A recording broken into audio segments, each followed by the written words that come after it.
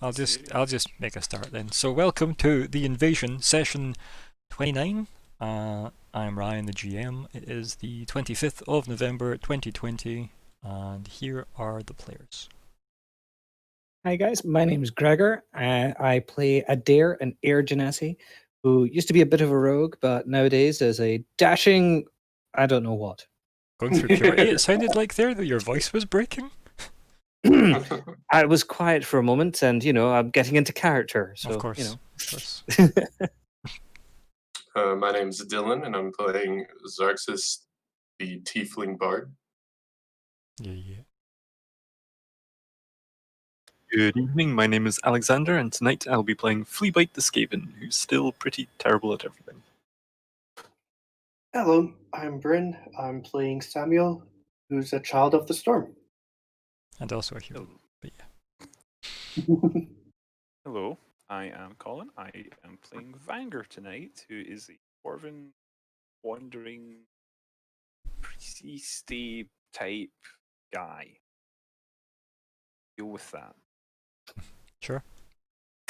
And I'm Cameron. I'm playing Walter, the hunter of witches, mages, sorcerers, enchanters, druids, etc. Occultists. Ephemeralists. Occultists. Yeah. All sorts of magery and witchcraft falls before me. Miscellany. Periphery. Yep. Repetition, Yep. vagueness, Listing. listing. Yep. Cart kiosk. Oh, yeah, good. Mm. What do you all remember from last time? I'm going to say airship. I got a date, or Adair did, anyway. Yeah? With a lady whose name I will never pronounce. And you know that.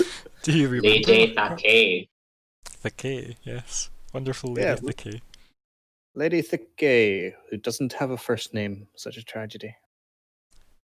You I got genuinely a don't job. remember? You did, yeah. Mm-hmm. Yep. You also get told off by some guards for playing too loud. And you got Cass, I think it was a job as well, No. Did we? as a bartender. There was like you Yeah, hinted at you it need at to least. you need to find I a wasn't boy to do implying stuff. The That's bar what you're boy. told. Yeah. I was implying the dwarf. Yeah. Oh, we know. He's not there. Anything else happen worthy of note? No All idea that what happened to was- Fleabite. Who really does, quite frankly? Or when is Fleabite? Why is Fleabite? So You look better. Adair managed to get some maps and stuff. We had the book on bats. Yeah. Mm-hmm. I think we did come up with a plan, didn't we, to split the party? Yeah. I mean, Yeah. how sensible that is, we'll never know. Quite Oh, frankly. never. It's always wise to split the party. It's It's like- never worked out badly for anyone. Like, go off exploring possibly combat-related scenarios off in the outskirts, not even the safety of the town. Yeah, let's only Yep. take so many of our members with us. Yep. I support it. I'm good. I'm staying in the town, so I got a date. Yeah, because you've got a hot date. You gotta make. Yeah, I've got to put the effort in and learn her I name. love how, the date isn't set yet, but you've decided that is your excuse to not get, out of town. That is your excuse Well, for staying. There's so many days travel to the nearby cave. Mm. Yep. To be fair, we weren't. I don't think actually told that was the reason. Were we? Nope. Yeah. No, So I we assume weren't. we just gave you the credit of thinking that you had a good reason. I mean, I I feel do like have a the good reason. people. A good reason in Yeah. the perspective of the group, rather than from the perspective. Oh, of your right. character. Yes. Adair has a very good reason. I think they're called useful reasons, not just good reasons, right? Like constructive, productive, and encompassing. Yeah. She's the source of knowledge in that town, so you want her on our side. Yeah. She's a librarian. There's a difference. Wow. Oh dear. Hey, I've known librarians in time. So That sounds dodgy. That's not. has anyone else anything else to add that they remember from last time? I Spent think a it was- long time writing a letter and delivering it via Mabel, who works in my preferred inn, the Majestic Magpie. And then I cheated on Mabel by going to another inn and drinking there instead. Wow. If anything, you didn't Uh, spend money there though, which was good. I didn't spend that much money there. I have no money to spend. I have a silver coin to my name. Bryn? Yeah, I think Samuel and Vancouver met an old adventurer or an old explorer, Yes. or want to be explorer. So we might have some new information, hopefully, or avenue of information. Potentially. Yeah. But yeah, the sob story guy. Yeah. Ooh, Well, he used to be an adventurer, and then he had a dead brother. to the knee. That's what I was going for, but I thought I'd be less on the nose. I'm just speculating right now. You can't see it, but there's definitely like a thing going on with my hands that makes it quite funny. I'll take your word for it. Yeah, so specifically potential information about Barris, which obviously ties into a sort of overarching party goal, aside from the what's in the box and where sister go. Oh dear. Yes. Which also was the goal of Fox Mulder in hit TV series The X-Files, which several people have mentioned to me recently for some reason. Anyway. I mean, it is the season for rewatching old shows, so. But yes, Really so good. let us look through the goals that are in place for now then. So, at the moment for our general goals, we have find and prioritise suspects. We then also have investigate the Batcave. Fair. I like it. Find out the circumstances around the big wedding. And find out what the package was. And interrogate Stobart. That is our general goals. And we have some personal goals, and they are as follows. The dares is make accurate copies of maps. Xarxus has save face with Lord Tunan. Fleabite has find a way to remove the collar. Samuel has discover source of unnatural wolves. Vanger has learn more about the giant bats, when did they appear / always around, and Walter has proved my finesse with the rapier. Or, sorry, yeah, I was right, with the rapier to a deer. I was almost gonna say with a deer to the rapier almost. Is how my brain was trying to read that, but I was like, nope, From the fight it! window to Yep. the wall. So that's our goals at the moment. Yeah, all good. Let us. Anything you guys wish to let Alexander know that he might want to know as a player more so than as a character since There was he's an won now? airship. Okay. We're going to find out probably what the airship involved. I mean, I we're think pretty I've guessed. sure it's Victor or Richter. But when you see we're, I was. Yeah. I just want my credit here, okay? Yeah, I have the strong sense that is what it's going to be personally, but we don't know that. Was that a part of it the just audio sort of that you reminded were me able to of it. pick up on Fleabite from your brief viewings, or was that lost on? No. Okay, yeah. It was how it all ended. Who all were there? Most of us were there, right? So like Xarxus has got himself a room, based on the aforementioned agreement, of 3 nights performances like that, which were very good, almost packed performances, and I feel like bar boy. that line is going to screw me over later. Yes. Yeah. Okay, just checking. You'll find that Hard to anytime deliver you make a that every deal with night. any of my characters, it'll be the one line that seemed okay, but upon reflection was in fact crippling. Yeah. So yeah, and the bar boy to help her when it's busy because she doesn't like being rushed off her feet. Which is fine. Madame Emerald. Reason our boy is just Just go over it, it's fine. It's her phrase. Things are weird in Evershade. Yeah, I think that's about everything then.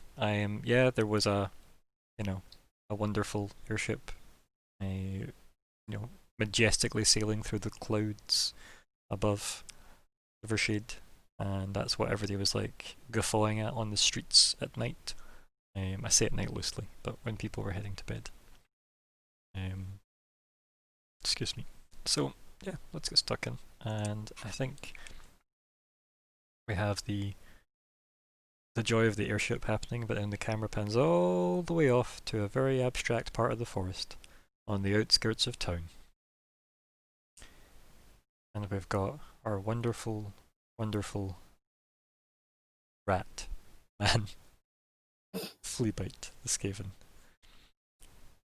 staring at a massive wolf plodding out of a cave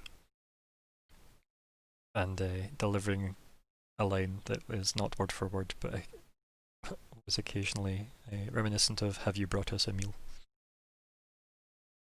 So Fleabite. I think that was where Fleabite jumped on the back of Mhm. Jack Human. Jack Human, yep. Did we actually end up giving him a name in the end? Let me check notes. You seem to have named him Jack Human. I mean, I'm not against Jack Human. I've also got Tony Robinson question mark on my notes from last session because that was Utior. That was what he looked like. It would be the previous one. Oh no, it does. It does have a name. You haven't learned it yet. But I will write Jack It's not like Human down. Fleabite's going to use it. Yeah. I mean, Man Thing is like probably what you're going to call him. Okay. Unless he proved otherwise. Yeah. That's when he's also called Fleabite, and it's really awkward. But yeah, so how do you reply? I mean, I think Fleabite's probably just like, be small, be quiet. Maybe he's talking about someone else. Hasn't actually noticed Fleabite yet. Got that great stealth score.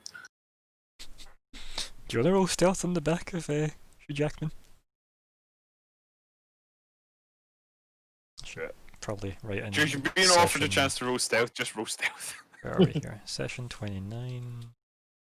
That starts including the above. There we go. I would say I'd roll again, but I think I'd rather not. No, that's okay. I just can't type that many words that fast. By comparison to somebody clicking a button. So, yeah. And yeah, this big kind of like matted brown furred wolf, like clearly like the same height as a wonderful Hugh. Plods out. Okay, sorry, can you describe that? So he's like almost like a horse size? Yeah. Okay. Yeah, he's big. Very big. No, I'll be honest, I had Fenrir Fenris from Yeah, from, not Thor. quite that Space Works? like not quite that big, no. But maybe to Fleabite it seems like that. Yeah. By height comparison. But yeah. It plods out. And like there are other wolves that, like as I said, you could see the eyes in the cave as they all lit up. As they kinda came to the mouth of the cave. And they keep their distance from what was clearly the alpha as it plods out. And it's like sniffs the air a couple of times, and then looks at Hugh Jackman, and he like kind of stands firmly. He hasn't like moved or like flinched or anything, and then he's obviously manoeuvred slightly so that it's not as awkward having a rat on his back, which is probably not the easiest for Mr. Hugh Jackman. And he goes to like lift you off of his back. How does that go? Fleabite? Like gentle, or is he like? I mean, he's just making an effort to get you off of his back to sit you on the ground. I feel like it's sort of like like a person standing in water and a cat has jumped on its back, and the cat doesn't want to be in water, so it's like trying to cling on. But if he's going to make a extremely concerted effort, then probably would be able to just disentangle himself. Yeah, I think there's just this like almost struggle between the two, and then you hear the rumble from the big wolf again, and the voice speaks out and says, "Is it afraid?" Is Wolf speaking? Yes. I mean, Okay. it did speak last time. No, it's more like is using its mouth. It's I mean, not conveying. The lip syncing isn't um, perfect because we don't have the budget for that, but yeah. The budget went to hiring Hugh Jackman, obviously. And then I think in response to that, Fleabite would be like, "No, Fleabite is never scared." While like Clinging. slightly behind Jack Human. And then Mr. Hugh Jackman. God, this guy's so fucking confusing. He says, it was her. She collared him as well. And then like he tugs at your collar around your neck. It's probably quite uncomfortable. And you just hear like a kind of somewhere between like a laugh, a snort, and an exhale. You know. She promised kitchen, yes. And then the big wolf pads over to you, and then just like takes a big sniff of Fleabite. Does Fleabite do anything to this, or just is this normal? Because I don't know enough about Skaven day-to-day life, right, to know if this is uncomfortable for you. I feel like big sensitive nosed wolf probably would regret taking a good whiff of Fleabite, but I think You're forgetting that you're quite perfumed. even worse. And I think Fleabite would probably give him a sniff, just to be like try and work out. I guess not really work out anything, just like try and see what his intentions are. Is the heckles up? Is it like looking? You can do an looking outside like roll it's if you about to want to pounce actually try and gauge like what's going on. Yeah. What do you think's gonna happen? Yep. I think that he's not sure, and I don't think he cares that much about what Fleabite is. I think that's probably the implication that. Okay, yeah, that's a good interpretation that a 5 will get you, I think, yeah. And like pads back a couple of steps and turns back to face you, and just kind of exhales with a kind of grunt and just says, "Pray." And then just kind of looks at you kind of dismissively. Fleabite not pray to anyone. Fleabite speak with gods. And we've got Jackman steps forward and takes like a half step in front of you, Fleabite, to almost like shush you in a way. And he puts his hands up, kind of like by his sides, and he says, "He is young, and he is resourceful." And he kind of like narrows his eyes. The big wolf kind of like turns its head away as if ignoring him. And then it says, "We shall see." And bring him here. And then, yeah. So Hugh Jackman walks behind you and starts pushing you in front of the big wolf again. How's Fleabite responding to this? That isn't I think, just you wrestling with your own, obviously, homoerotic fantasies with Hugh Jackman.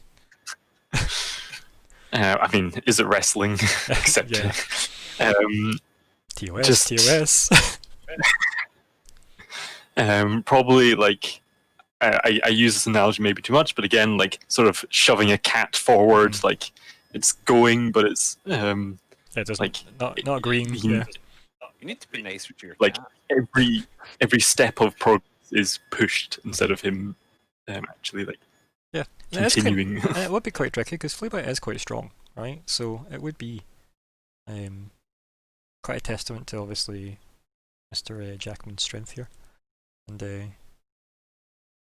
as soon as like you're in front of him, he just says, "We shall see," and looks at you, and then like leans down and just opens his jaws, and just looks like he's gonna take a big chunk out of you. I mean, I think. Yeah, I think it's time. To unzip the rat costume and run away as a gnome, like you've been the whole time.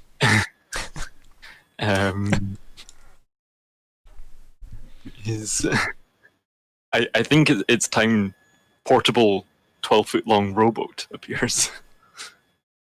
Okay, yeah. Throw it in his mouth. Yes, this is a good idea. So you want to tear off one of those patches? I think I want to. I mean, I'm sad to use it because I've been wanting to use it, but I guess that is the time. Have the cake and eat it as well. Yeah, I think pull off patch and activate. 12-foot-long rowboat appears. Okay. Do you know the mechanics involved in such a feat? I believe it's an action. Probably. I was genuinely asking. I think that's correct, but I've been wrong before. Let's see. I remember saying like can be used as like you do. It costs an action to remove and. Okay, so we've got here, you can use an action to detach from the patches, causing it to become the object which it represents. Yeah, cool. That's all it cares about, besides the ridiculously good roll you got for extra patches. So, you're definitely going with boat in mouth, yes. I was trying to think of what's good. Just pay in money. Here. Yes, but because there is the silver coffer that's a whole foot long, which probably would achieve similar results, but I think the 12-foot-long boat appearing, and there's other things that probably be fun, but I think it's time. As much as I'd love to do the horse as well, I think the boat achieves the same. Here's where I ask you the question of what is your plan after that happens? Just if we had to like hypothetically forecast this. So summon the boat. Arguably an aggressive move. Well, in response to in my mind the wolf is sort of coming forward, mouth open, about to like eat Fleabite. I mean, it definitely looks that way, yeah. And so I feel like just pulls out patch, throws it in his mouth, and I think just sort of like drops it in mouth. Like if it's, I feel like there's not enough space even to having to push it away, and it's probably like move back if time. So the reason I ask is obviously because you have Hugh Jackman to your back, you're in front of this huge wolf, and there are like lots of other wolves behind it. So my question then stands. What's your plan after you put a boat in its mouth? Okay, then I think my final answer is the boat appears like in his hand, like stretched out in front of it, so that if it bites down, then it's going to be biting on boat, not on Fleabite, and just like holding it up like as a barrier. Shield. Yes. Okay. As opposed to throwing the patch just slightly in the air and hiding underneath it when it falls on top of you, making a small Fleabite house.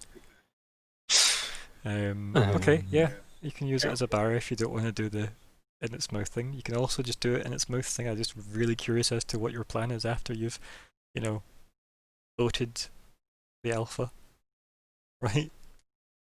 Like it feels to me that like the good options is either run away, attack, or something else. And I don't really want to attack it because I don't know for sure it's going to bite me. I don't want to run away because I feel like, you run away, then you are definitely prey in both senses of the term. Mhm. Plus, you're but also unlikely to stand your successfully ground. run away.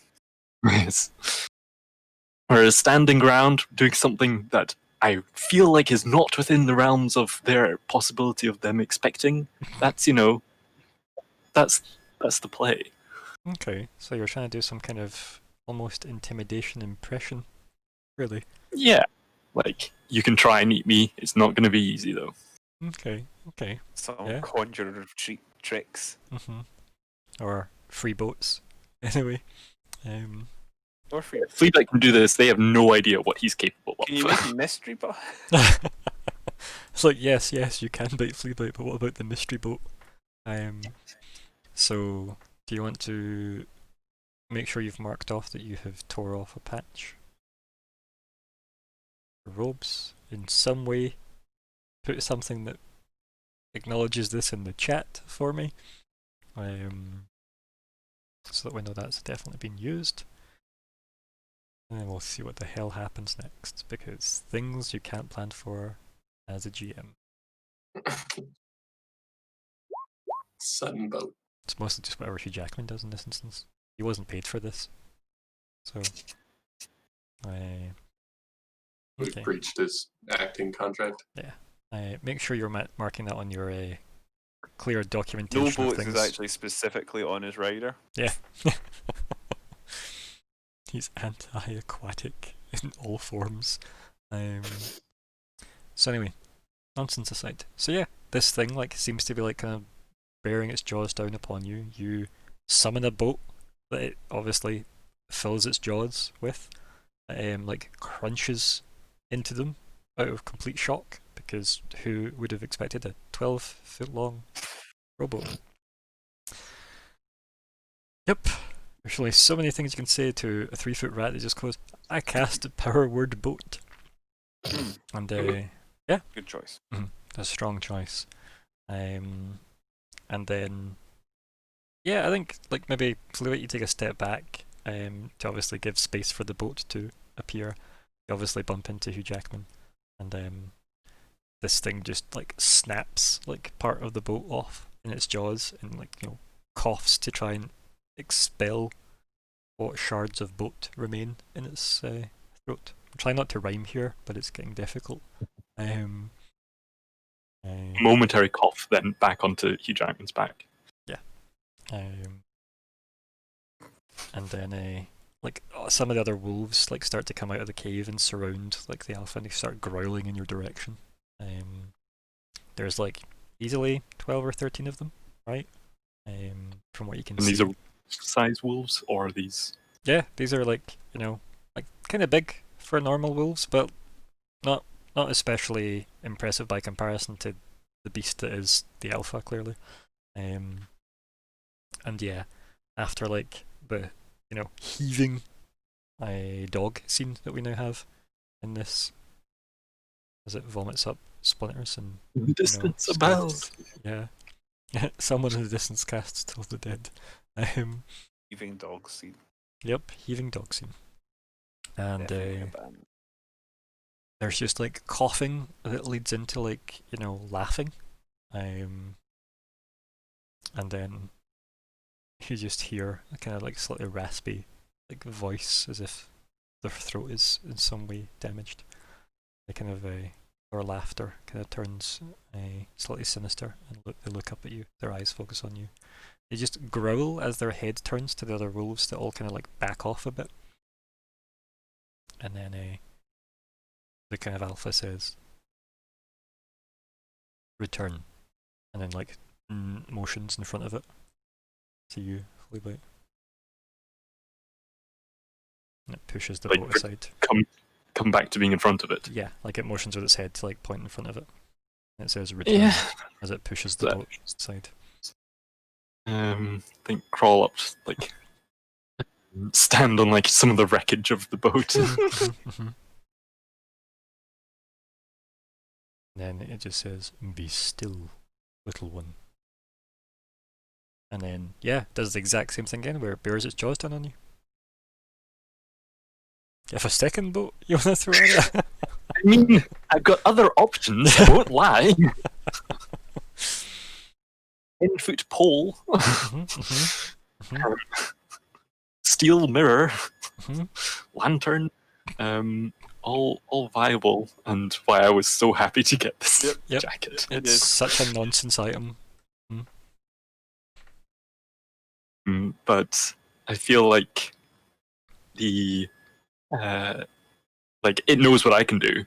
So if it was going to, or if it wanted the wolves to kill me, it could have done that there. Mhm. And Fleabite's now seen that it pushed them, or it told them to leave him alone. So I think Fleabite will just hold. Yeah, still for Fleabite a has moment. learned that there is a hierarchy. Yes, that was very apparent in that Yeah. scene. Yep. And that if they wanted to kill Fleabite, they probably could have already. I mean, Hugh Jackman on his own, arguable, right? It's not Shia LaBeouf, so he'd have to roll dice. But yeah.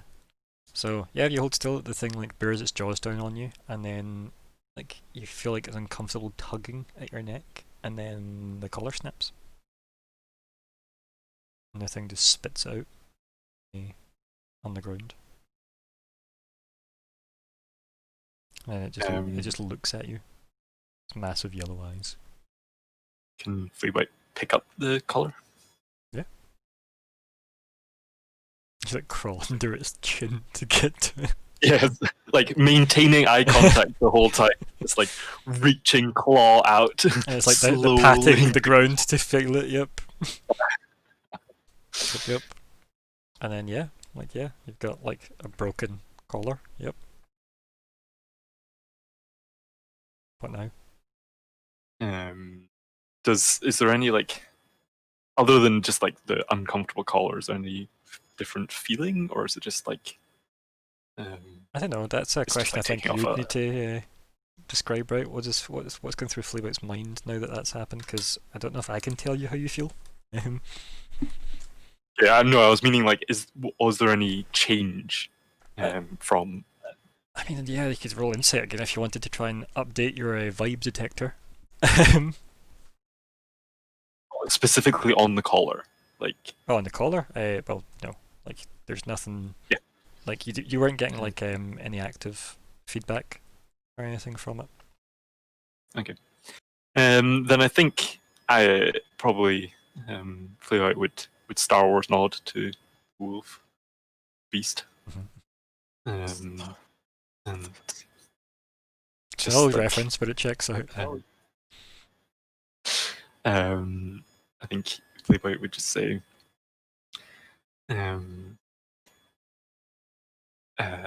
It's difficult being Yes. grateful as Fleabite, isn't it? it really is. Yeah, I was thinking that was the issue. He built this character. He built this character, so this is his own burden to bear. I think like Fleabite would probably just say like, yes, good was finding way to get off. Great. A heavy collar ring.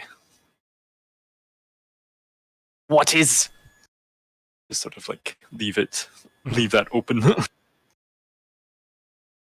And then the alpha just looks up above you, so clearly Hugh Jackman behind you, and says, "An interesting find, Bartholomew." And then just turns and pads away back into the cave. Kind of like almost somberly, and then the other wolves kind of like start coming closer to you, and the now named Bartholomew puts his hand on your shoulder as if, don't panic when the fact that there are about 13 wolves closing in on you. And they all come in like, have a good sniff at Fleabite. Fleabite sniffs back. And then they all just return to the cave.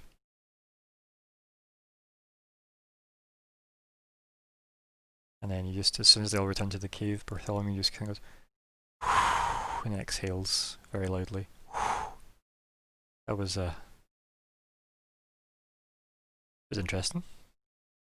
First time something tried to eat swallow Fleabite. I think he just stares at the boat and like rubs the back of his head.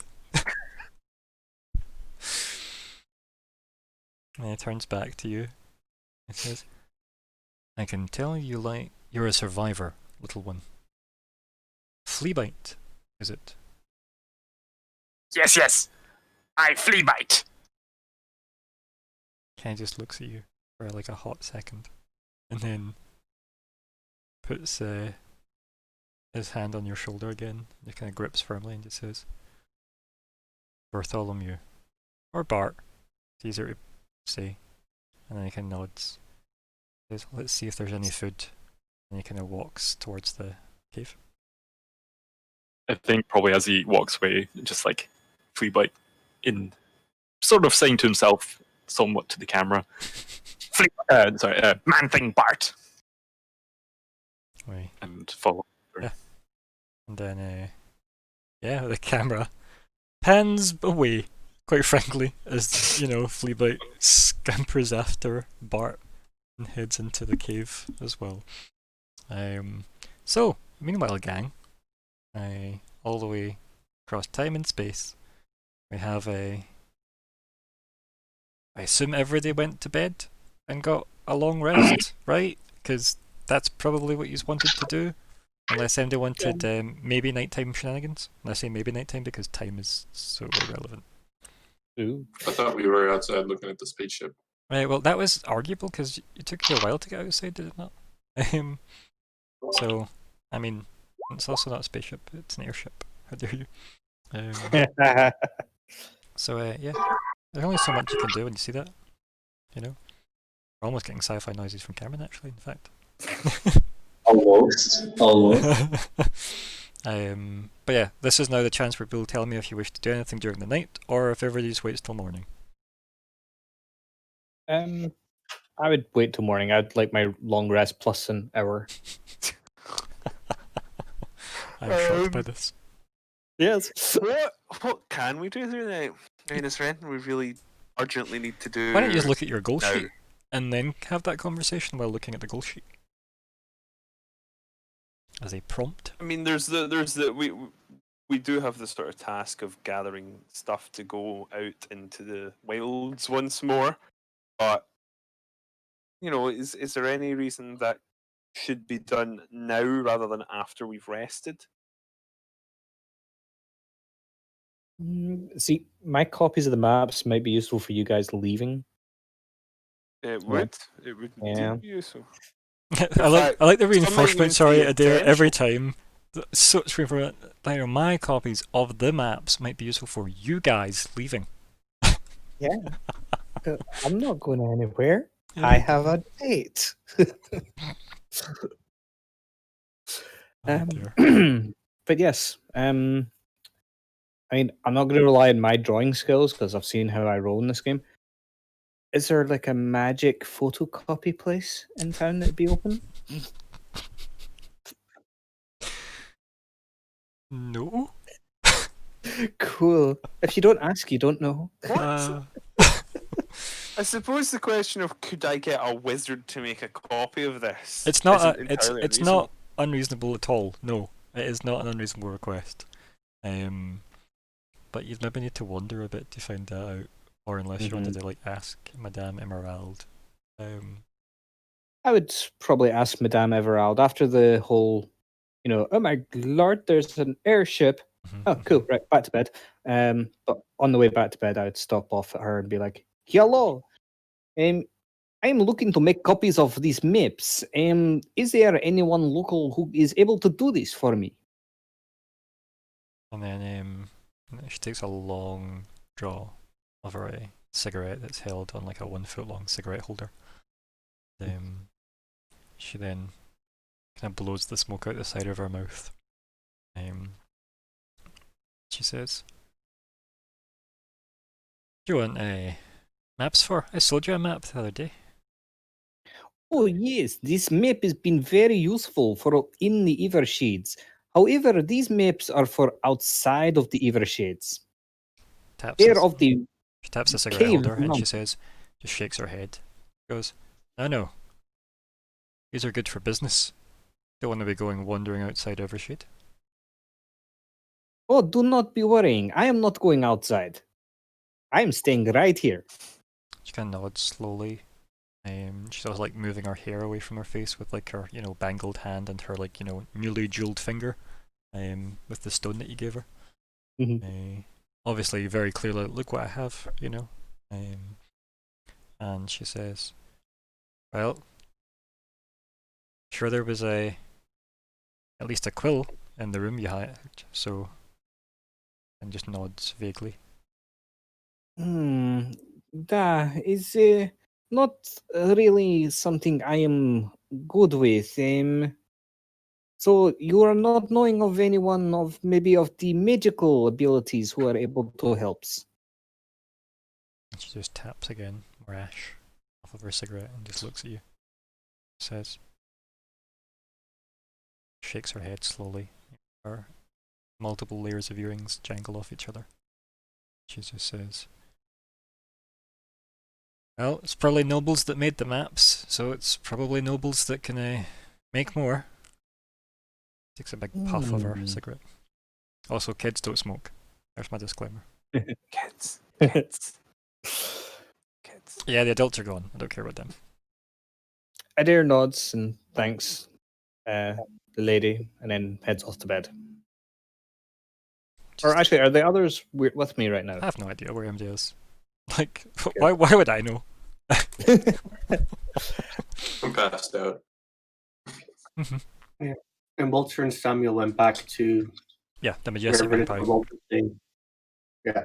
Yep. But on the way, that's when you saw the airship, so I assume you then saw that and then headed on to the Majestic Magpie for some sleeps. Suicide High, probably. Okay. Any alteration to your plans, Walter? Or Walterations? No alterations to be made. I'm just gonna have got a huge lack of sleep because I'm so excited about actually back and working. The payday. And of course, prospect payday. I'm being made 200 times richer in a day, so I'm that excited. That's pretty good, isn't it? So yeah. Yeah. There's a thing. Did you claim your expenses for day one? Was day one included? I can't seem to find Theo. Yeah, that's odd, isn't it? Very odd. Luckily, obviously, Lord Tonan had made it very easy to get his money out to people. But yeah, so anyone actually looking to do anything then, or is everybody just KOing? Because it sounds kind of like everybody's KOing. Yeah. KOing. Okay, cool. Well, I don't really need to go into any detail about your hour of tuning, do I, Adair? It's on the sheet, right? Yes, which I've totally read properly, all the way through. Of course you have. Yes. Your gift from Lord Tonan. Indeed. Yes. Okay. Yeah, in that case, we just time skip to the morning. In that case, then. Nobody was shivved in the night that I can tell, so that's nice. Very good. Yeah. Where do you meet up? Where was the plan to meet up that you obviously all discussed? I'd say meet up for breakfast, probably either in my establishment or theirs. I think ours is quite far from the gate and closer to the gate, it's way over the town, so I will happily skip along after taking my breakfast back in the Majestic Magpie to join my companions and urge them to come to the gate as soon as they're done. Yeah. So yeah, you are kind of near like the southeast gate, right? So there's a southeast gate, a southwest gate, and a north gate is what exists for this city. And near the north gate is kind of left less developed now, and that's where the Majestic Magpie used to be like the happening place, and it's just slowly decayed over years. Whereas like the southeast gate, sorry, gets more traffic because that's like nearest the body of water that has the boats that drop people off. So it's the more travelled route now. FYI for folks that need to know about Evershade. Okay. We were still in need of arranging horses, weren't we? Hmm. Well, I suppose that's what we should do first thing in the morning. I'll get something to eat on the go. Yeah. I would like to take some time in the morning to try and copy the maps in my room, the best of my ability, So with the quill and stuff. this will be fun. This will is be going to interesting. bad.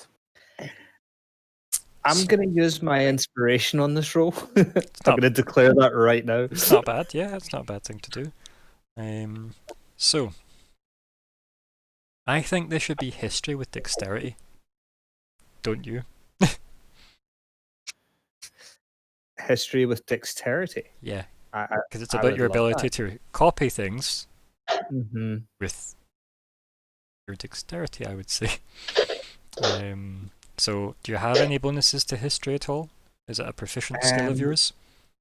It is not. Then it'll just be a dexterity roll then. So just a dex. And because I'm using my inspiration, Yeah, if you I tick roll that, with it'll. advantage. I was gonna say yep. If you're using that, yep. Cool. And I just click. Ah, there it is. Okay. So Well, you have an 11 representation of a map. Yep. Mhm. Yep. Mhm. So it's not fine details, but It's not bad. You know, They're right. Like it's it's not bad. That is literally, and by that I mean the very clear definition of it is not a bad representation of what you tried. Mhm. When people casually say it's not bad, I think you lose the meaning of literally you can make out the gist of it. So yeah, it's not going to win any cartographer awards, but it's. Oh no, I don't have all the wee Cartographer awards. dragons and all the wee things, Mhm. but it's the, Yeah. it's the sort of map you draw for someone quickly when you're giving them directions somewhere. And you hope to God all your lefts were right. Yes. And if they get lost, they get so lost that they can't find you again. Well, the thing is, you'll always know your way away from where you told them. So that's always a handy way to direct yourself. Yeah, that is Dope. at least something you've managed. Maybe some of the, like, using a quill wasn't obviously necessarily the easiest for this, and maybe there's like blotches where things might look like rivers or fat trees, and really it was just because you were thinking. Much. Yeah, it's like this isn't actually a river or a cliff. This is hesitation in map form. So that's why there's a big ink blot here. So if you ignore that, everything else is golden. So I'll take the copies with me, and whoever I give them to, I will explain what's a blotch and what's a river. Perfect. So yeah, it also means in theory you could happily just leave your maps in the safety of your room. Oh yes, that's what I'll do. Remember, you Yep, get the lockbox as well. Oh, I will put the originals in the lockbox just to keep them nice and safe. Because all the fancy rooms that you had like a big lock chest or a lockable chest in them. So. Yeah. And I'll put the book in there as well. Okay. And then that maybe alleviates you from any potential rule breaking if you do happen to leave the city walls. Exactly. So, right, I know what you're up to then. Obviously, we know about the dagger that you've attuned to, so can you add that onto your attunement list that should be in your treasure section on your bio? Oh, bear with me. This is the first time I've attuned to using this. So, nope, I don't know where to do that. Okay, so people that did attune to things before, I made them make section. So go to bio. That's the tab near your core. There we go. And then a cloak of protection there already. So if I just add in just above that, so attunement in brackets 1/3. Those brackets. Does anyone know if a cloak of protection requires attunement offhand, or do I need to look that up? Probably look it up. So cloak. I do not understand anything. It's Is it like in 13th? You can attune to 3 magical items that require attunement. Some items don't require attunement, and mine does not. yeah, like usually it's very like obvious if it'll need one or not. Okay, cloak of protection. It does require attunement, so anyone with a cloak of protection should already have this marked off. So that should have RA after it. Yep, so you should have all this. Can you see what I've done in your treasure section now? So you have this thing, this new thing. Let me go back to it, and see how it says underneath it, like it requires attunement as well. Yes. So if you want to attune to that, you can go back to bio, add it in to the list, and knock up to 2 of 3. Right, I've got you.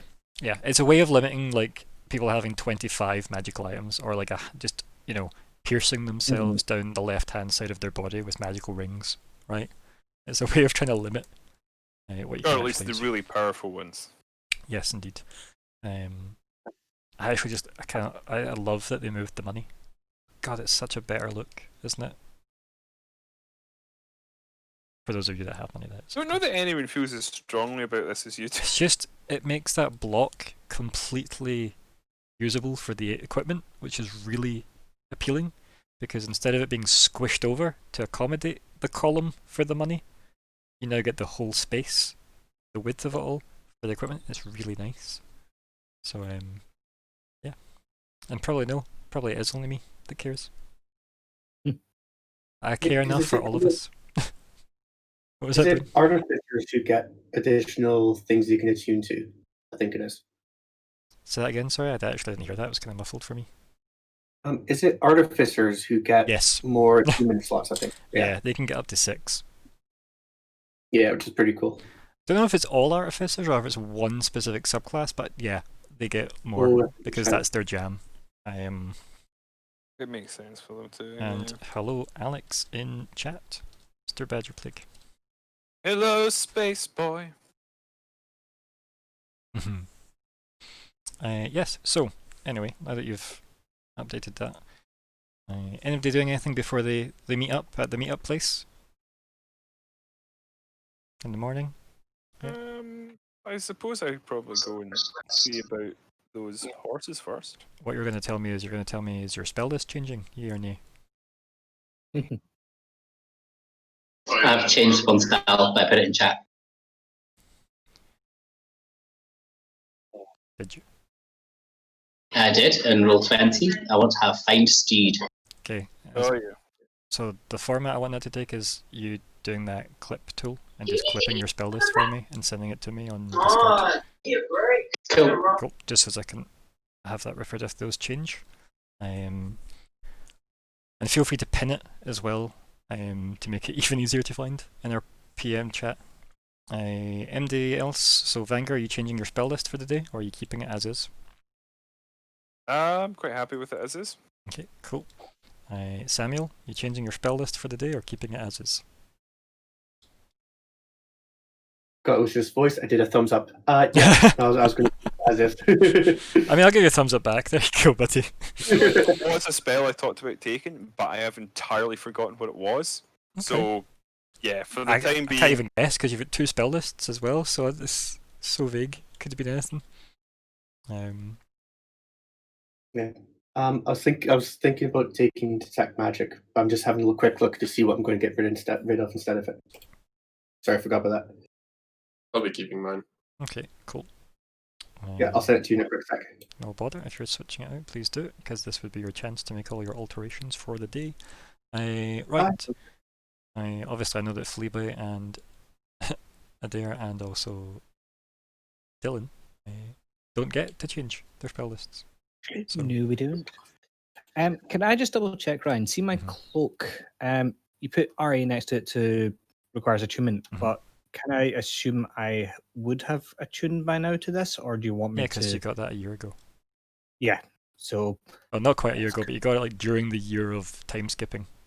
Because remember, like, at the start of the game, I let people pick like a cloak of protection or a weapon stuff. Yeah. I've no idea if I did that to... I'm just going to check my armor class and stuff. Your to make stats sure were already updated. They were. Cool. I did that. Never mind. Thank you, buddy. Yes. I did that for everybody at the start, including Fleabite's jank daggers. And then it's weird that all the mystery prizes that people selected are now gone from the party. Since I think not. Mystery prizes? Yeah, so while we're waiting on the updated spell lists being done, we time skipped from level 1 to level 3, right? And it was a year. we time skipped, so I gave everybody the choice of like, you're going to pick up a magic item, and this time it can be a +1 weapon of some kind, which is super boring, a +1 cloak of protection, right, for defensy stuff, or a mystery box option where I roll randomly and hand it out to you.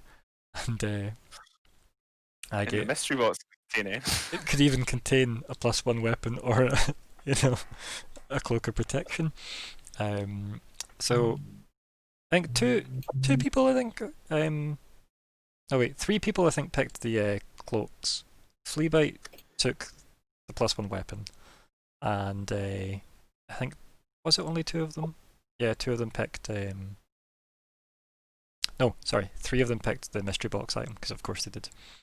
It occurred to me I didn't actually program in my staff, which I do think actually gives me a stat benefit as well as being able to do cosmetic stuff. Does it? Don't recall it. I bet it might. It might. I'll need to check Yeah, that. no worries. For this session's purposes, it does not. Thank you very much, Brent. I appreciate that. No worries. Take all your red pips are your prepped ones. Good. Yeah. Excellent. We'll just... And then there's the ones from the class, but I've not per pips them. No, but that's fine. You don't need to pip those. Those are all, as long as they have DS in front of them, that's fine. That works for me. Sounds good. Can you pin that? You should be able to pin that as well, just in case. Oh, just for... Yeah, just in case we need to refer back to them. That's a good shit. Yeah, cool. Excellent. Right, and yeah, the mystery prizes that were rolled randomly were Callum's Priestess of Chaos got a ring that could create, centered on themselves, a fog cloud. That was quite useful. Oh, yeah.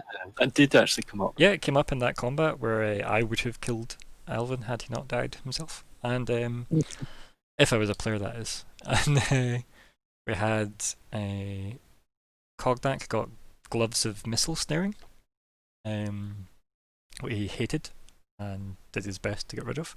And he's like, God, I wish I'd just taken the cloak of protection. I'm like, yeah, you should have, but you took the mystery prize.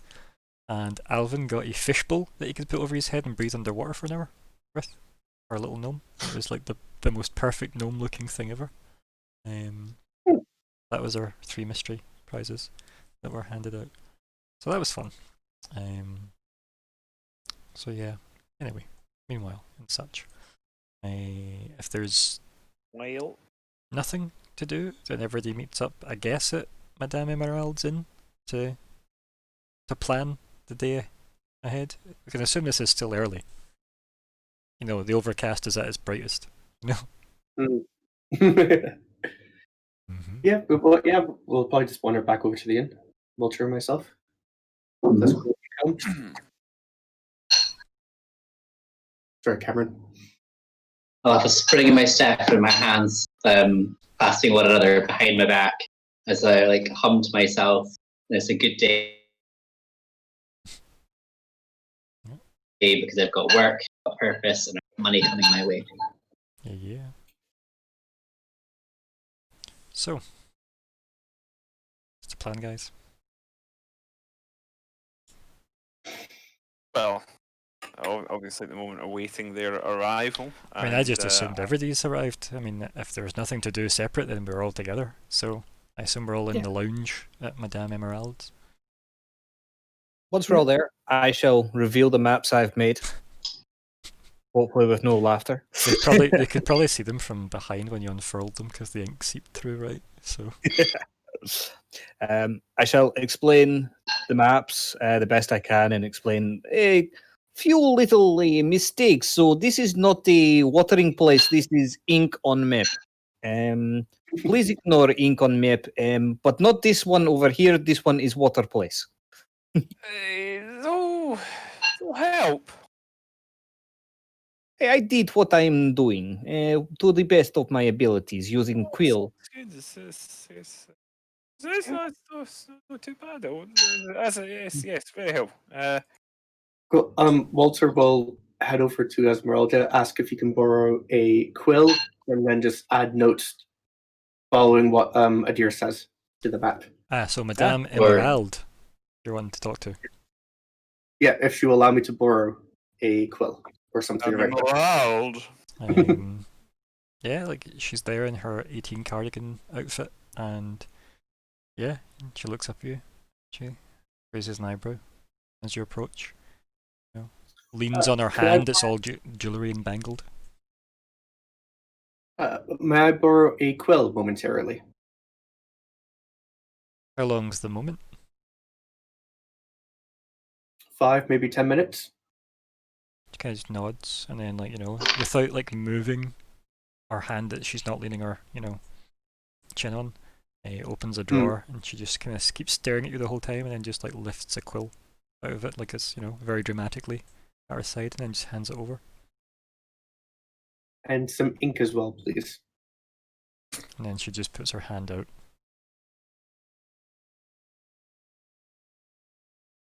She What would you wishes like? I could What would go you like? to- And she's like, depends how much ink you're gonna use.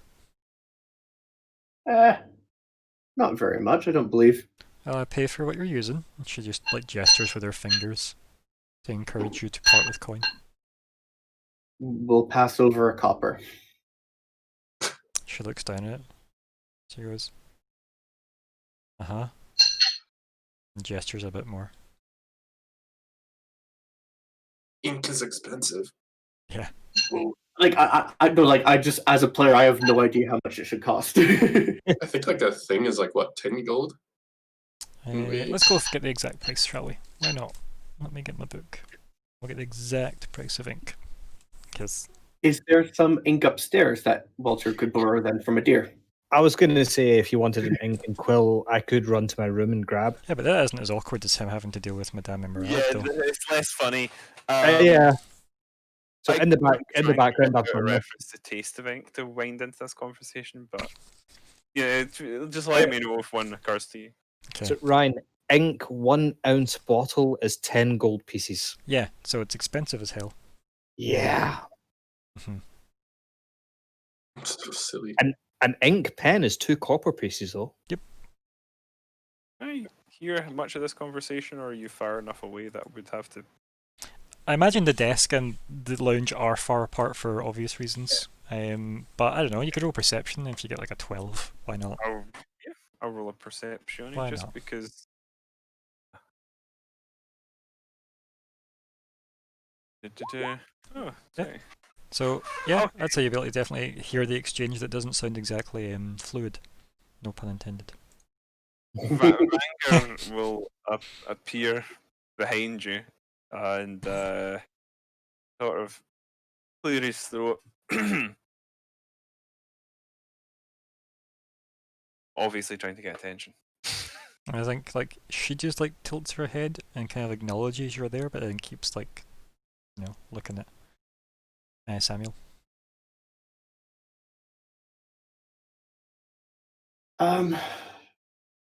Like Samuel, knowing a deer drew the map, would pick up the copper back out of her hand and go ask a deer if he can borrow some ink.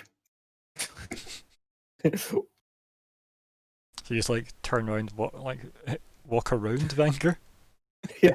who's just behind you. Well, is the copper still in her hand, or is she taking it away? No, I think she's just incredulous is the look on her face that you took it back. Oh, I think I'd take it back at that point. And That's what I mean, like that's the look on her face, is that the fact that you took it back, it is a look of, oh my god, I can't believe you did that.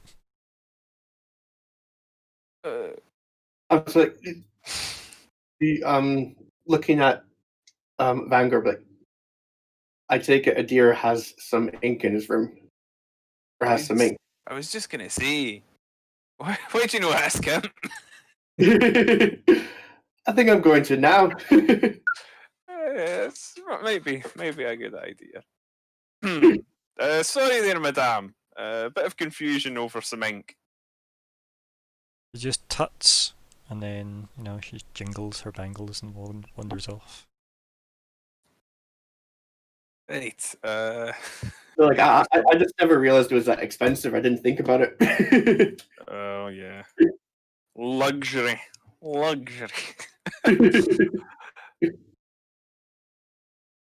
But yep, I'll go to my room, grab ink, and bring it to the the lounge area. I'm assuming you kept the quill. I didn't. It didn't say Yeah. give it back. So Oh dear. Hmm. Well, as you're doing that, I'll sort of raise the sort of thing I was going to do. Raise the thing. Sorry, that's gibberish. Necromancy. I apologize. Raise what I was mentioning earlier, which was the horse issue, the need for steeds. Oh God. Give me a second to Right. enjoy that one. Let's just quickly type that in chat. Need for steeds. Yeah, that is an option. There you go. And yeah, raise that at the table, which is so. When you're discussing, we'll be in need of some horses. Perhaps we should set out soon and look for someone with a stables or what have you selling them or loaning them. Better, probably. Is it worth asking your patron if we can borrow horses from them? Might be. Might Is be. good ideas to go and ask him. Don't know how eager he is to meet up with us in short notice. He seems like a very busy man. But maybe we can see the Stubard. Maybe he is the one who is able to provide this for us, so we are not dealing with the Lord. It's not a bad idea. Well then, if we're doing that, we could. How many of us are intending to go out? 3 of us. I think it was 3. Was it myself, Samuel, and Walter? Is that correct? That's what we discussed, yes. Wasn't Xerxes joining you? Wasn't that the whole reason Xerxes turned up? Or am I No, getting I that don't- wrong? I don't remember the reason or like what the plan was. Okay, but what are you last saying week. during all of this then? While they discuss this?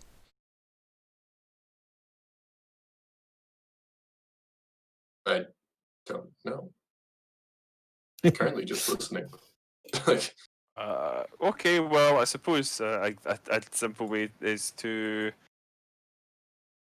just bring it up. Like, so, Xerxes, was it? What will you be doing? Are you joining us, or are you sticking around with whatever he's up to? He being a deer. well, you're the guys that hired me, so I've given up on the accent, by the way. Oh, come on. You're the ones that hired me. It's up to you. That's fair.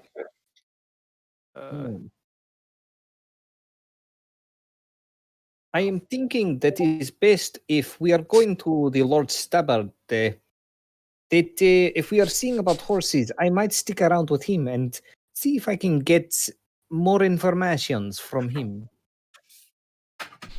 about the wedding and about what might be in this possible box if we are ever finding it. Do you think he'll give up that kind of information? I'm sure his employer wouldn't be too pleased with him. I am thinking that maybe if I'm taking him for a drink, this might loosen lips. See. Well, maybe.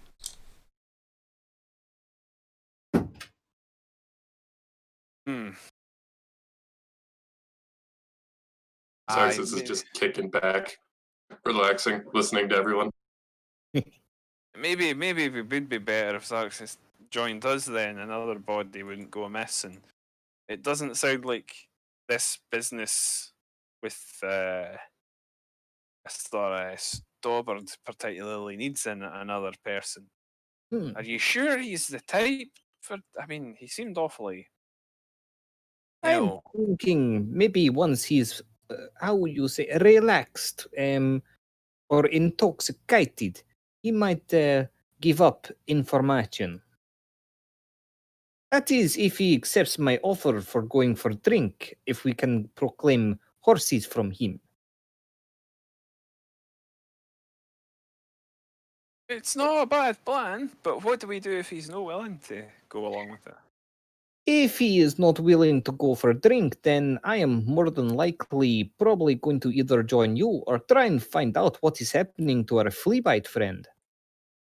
So I don't know how That's to. probably. Sorry, I don't know how to say this in character, but I can cast detect thoughts, which might be useful in this situation. I just don't know how to bring that up in character. You could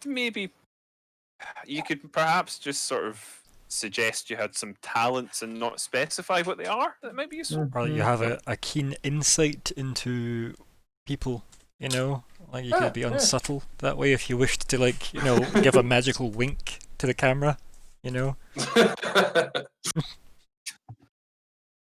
Well, But only if you do the accent again. No, I guess not then. Damn. Yep. Really wanted to bring it up. Yep. Zax has just lost his ability to talk.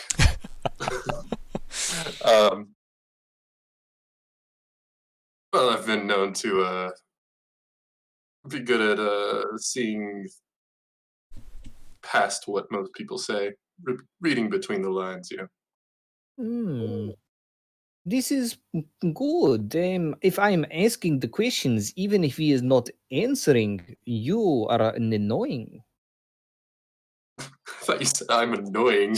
Yeah, it definitely sounded you are an annoying. That is what it sounded like. But I did manage to just translate that. You are annoying. Yes. Well, if you feel like you can, if you can read people particularly well, then maybe this is the better place for you. I mean, if we find these bloody bats and this, whatever he's missing, it's very unlikely we're going to need to figure out what it's thinking. But if you can get into that Stobbert's head, that maybe will give us a bit of an edge in dealing with some of the other noble families, or even in dealing with our benefactor, who, lest we forget, hasn't exactly provided all the information we might want. Yeah, you tell me what you want me to do. I'll get it done. Then I would say so. We're all going to go to Stobart to see about acquiring horses, and then me. See a man about a horse, yeah. Yep. And then me and Xerxes are going to attempt to take him for a drink, see if we can get him to loosen up a little, and yeah, of course. You could press in some questions and just see his reaction, and maybe find someone else to grill. Sure. Cool. So it sounds like a plan. Let us go. This Stobard's bit. Yes. Do you mean the Twinana state? Is that what you mean? No. But yes. Stobard's bit. I'm reading it Stobard's bit, sorry. I'll be back for tea. Yep. Yep. Sorry, I do apologise. That was particularly stupid. Yeah, sounds like a good plan. What are you doing about... Sorry, out of character. Walter's Steed. What are you doing about finding that? Are you going to raise this issue? Your ability to make a Steed be here? Or are you just going to sort of... I absolutely am not, for reasons that will be revealed. Okay, right. So, just wanted to get that in. Ragnar or Colin, I don't know, out again. Do we still have a cart, or did we lose that? Let's go. Fleabite has bits of it in his sack of infinite trash and money. So we have it as a souvenir. We have some very useful planks, I'm sure. Yes. Sadly, they're in a cave somewhere in Fleabite's bag. With a box of scraps, yeah. Mm-hmm. With Tony Stark, yep. Right, anyway, to the Tanana estate, I suppose. Yeah. This should be interesting. So all of you are heading to the Tonana estate. Sans flea bite. Yeah, I mean, of course, I'm going to put my ink back in my room because it's very expensive. of course. Yes. Return that. Are you wearing your dagger? Of course. Nice. Yeah. Have you done that I thing? hope Samuel gave back the quill. Have you are you doing a Madame Emerald and like, you know, doing that thing where you like flex on your belt and like move your thumb across it and be like, "Ugh," and move your coat just, you know, showing it off a bit? I So people mean, notice it more. I wasn't going to, but I probably would actually because Adair does love his fine things, and this thing is fine. So yeah, as I was showing the map and stuff, I'm pulled my jacket open so as everyone can clearly see this new dagger on my belt.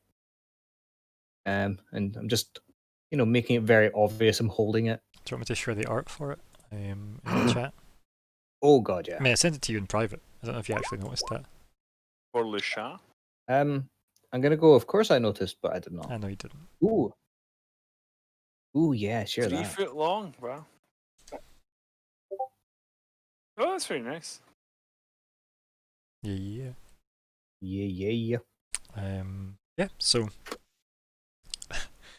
we have him running upstairs with his bottle of ink, clanking it back in the room. Yeah, Samuel, you handing back the quill, or are you making a fine enemy this day of Madame Emerald? Yeah, hand it back. Good. And then, yeah, we have the gang head up the hill towards the Tonan estate, I think. And then the camera pans all the way over to Fleabite in his cave. And, I mean, guess you wake up after having eaten whatever the wolves had for food. Something they, you know, clearly killed and dragged back. Yeah. What's the plan? Fleabite to the well-rested. Does that mean I get... Was that a long rest? It was indeed. Oh, just thank you a minute. I think try and find Man-Thing Bart. Mm-hmm. Yep. He's there, like, curled up, possibly with two wolves either side of him. I think if he's still like asleep, just sort of like looking at him, and then I'm. Well, at first I was thinking it's probably like lots of skins on the floor, but maybe not actually. Now that I Yeah, probably second. not. And is there any sign of the beast? The big one? No. There is not. Then probably just like take a wander down sort of further into the cave. There isn't too much further into the cave, to be honest. It's fairly shallow. Like, yous would have like padded back into like the deepest part of the cave, away from like the exposed elements at the mouth. And yeah, it's fairly secure, as it were. Then wander out to back to the mouth of the cave. Yeah, and it's just the forest around you. And a broken boat. Obviously a broken boat. It doesn't despawn, Scavenge. so... Could I scavenge some of the broken boat? Sure, do you want to roll survival? We'll see how well you scavenge.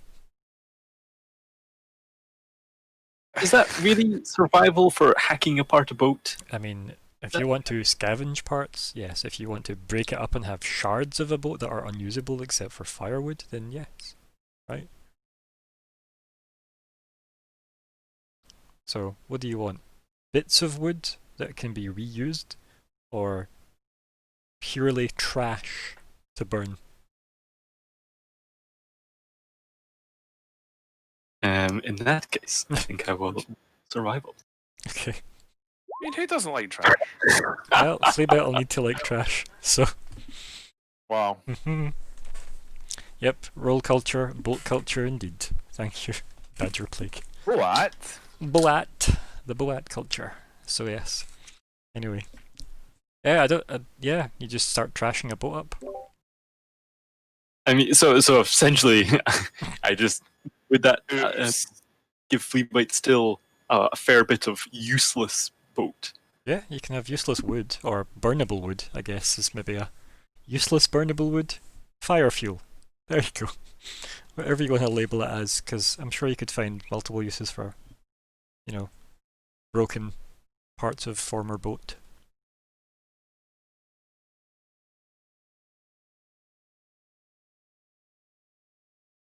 Well, after doing that, I guess. Yeah, you're no carpenter. Yeah. Probably wander back into the cave and see if any of the wolves have stirred. Like, a couple of them seem to have moved, but that's maybe just because they've obviously like lifted their heads, looked at what you were doing, and went back to sleep. Because of the noises of Fleabite trying to break apart a boat. But besides that, no, they all still seem to be having a long lie. Yep. Then I think Fleabite might take out the collar and just like try and have a good sort of inspection of it. Okay, yep. You look it over, it's the collar with the gold studs across it. Yep. Obviously snapped leather, where it's obviously half strangled you and then eventually gave way to the fangs of the bigger wolf, the alpha.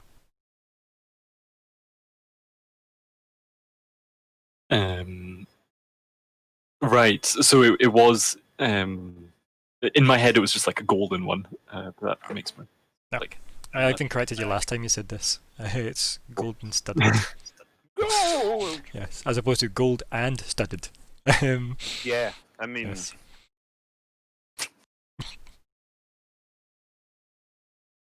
I think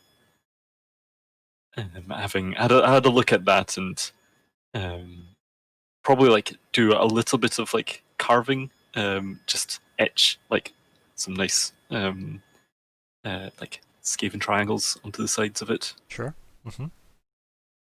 Yeah, you can scratch them in. Yep.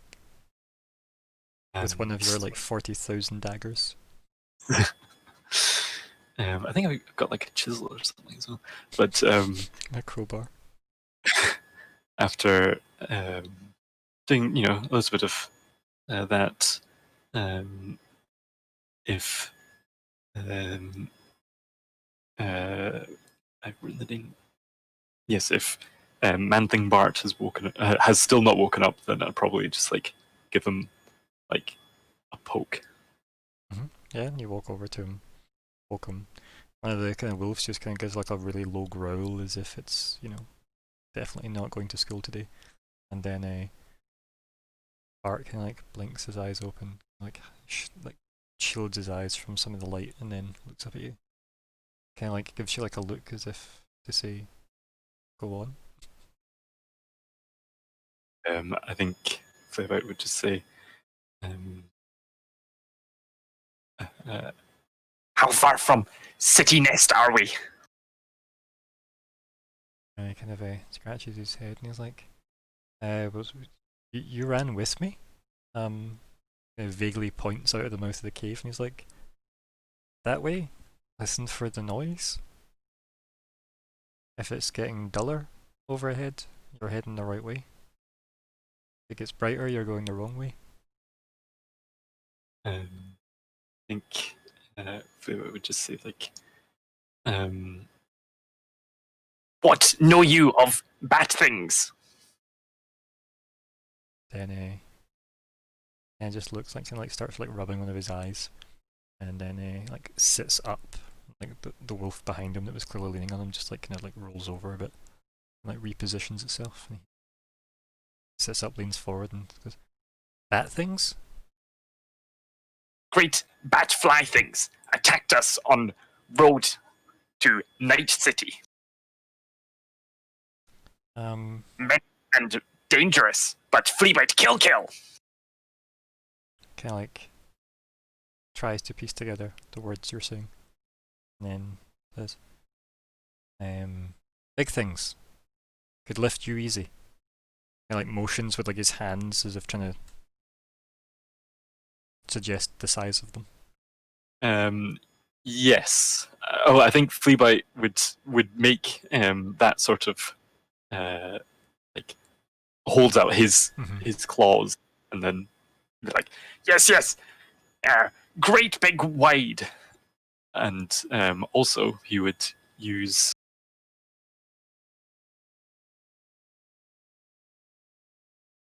What's the button?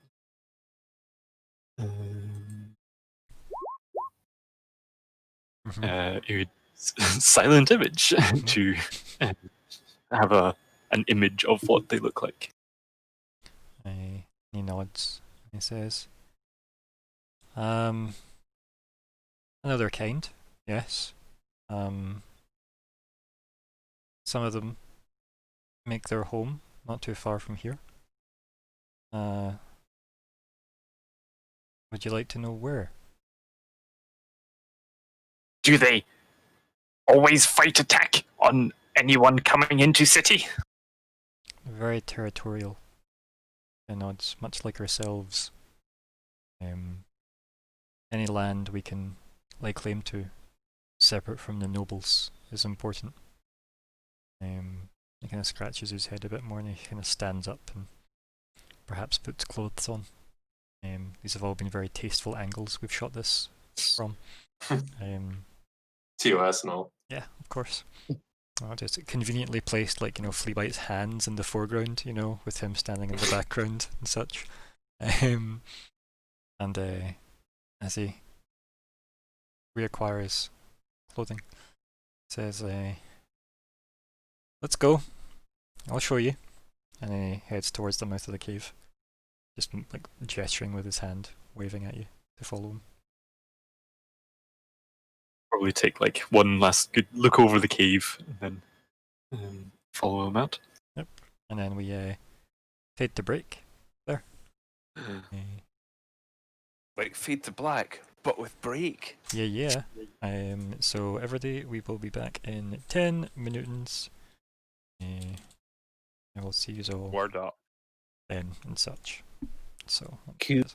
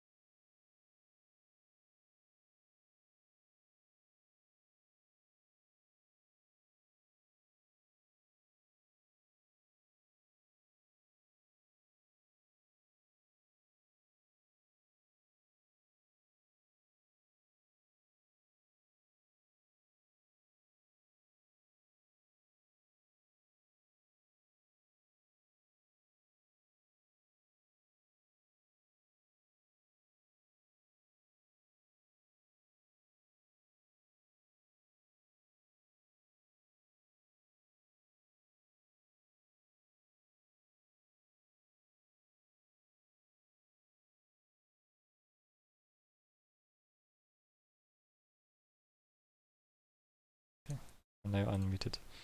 Bigger. And welcome back to the Invasion Session 29, Part 2. I am Ryan, the GM. It's the 25th of November, 2020. Something players.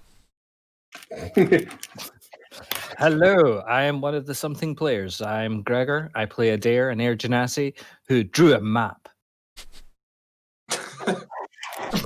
I am Dylan, who's at the moment playing a tiefling bard who has done nothing. Called Xarxes, yes. apparently. Called Xarxes. Good evening, my name is Alexander, and tonight I'll be playing Fleabite the Skaven, who gave a wolf more than I think he was expecting so far. Bit Well, off more than you can chew. Yeah. I'm Bryn. I'm playing Samuel, a human child of the storm, who has had to just recently learned how expensive ink is. yeah. Well, you are just a child, so. Hello. Hello. Just a quick message there. I am Colin, and I will be playing Banger. He is your group's. I'll tell you what just happened there. He is, and then I sort of sidetracked. That was because I was actually accidentally going to do my spiel from Monday night, where he is your resident, blah blah blah, which is a whole joke about the character. Anyway, doesn't work at all with Vanger. So what I'm going to say instead is he is a sort of wandering dwarven cleric druid. Hi. Hi. Cameron, I'm playing.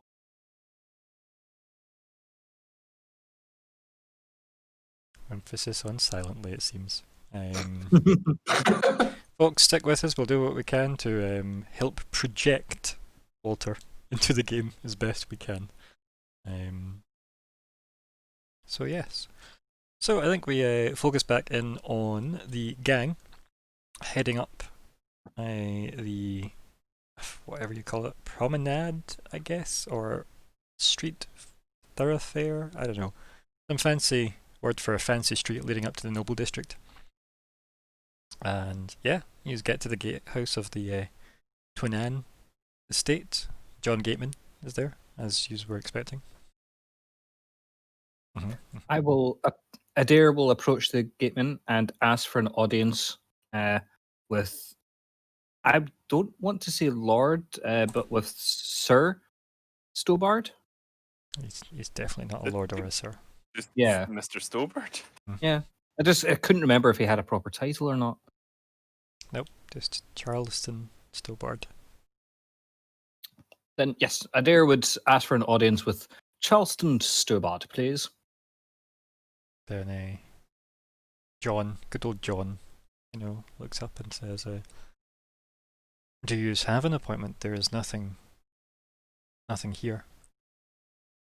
No, we do not have appointment, but it is important that we are seeing him. It is about what he is hired, what Lord Tunin has hired us for. I see. Yeah. Please wait here a moment. And then it goes into the kind of the gatehouse. And then you see someone other side of the gate leave the gatehouse at that side and head through, and that seem to be heading up to the estate.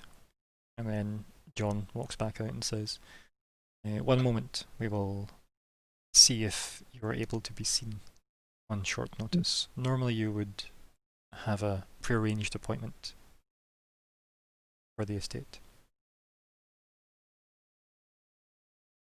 But these are strange times. And it is how important so? that we see.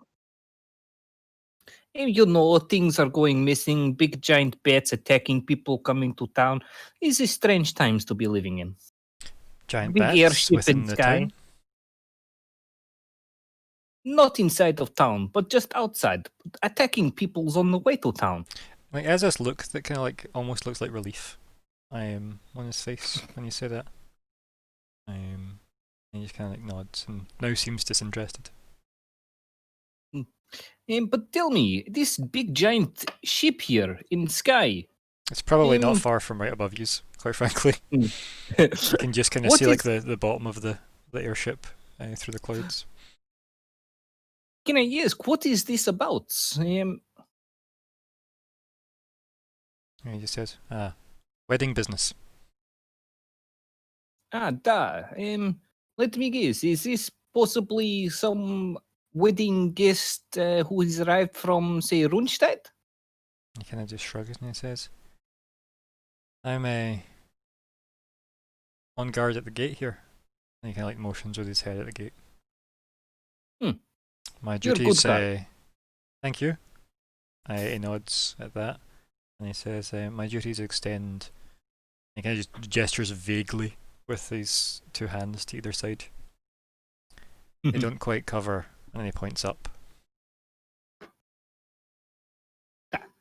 But yeah, Adair would just wait patiently for news.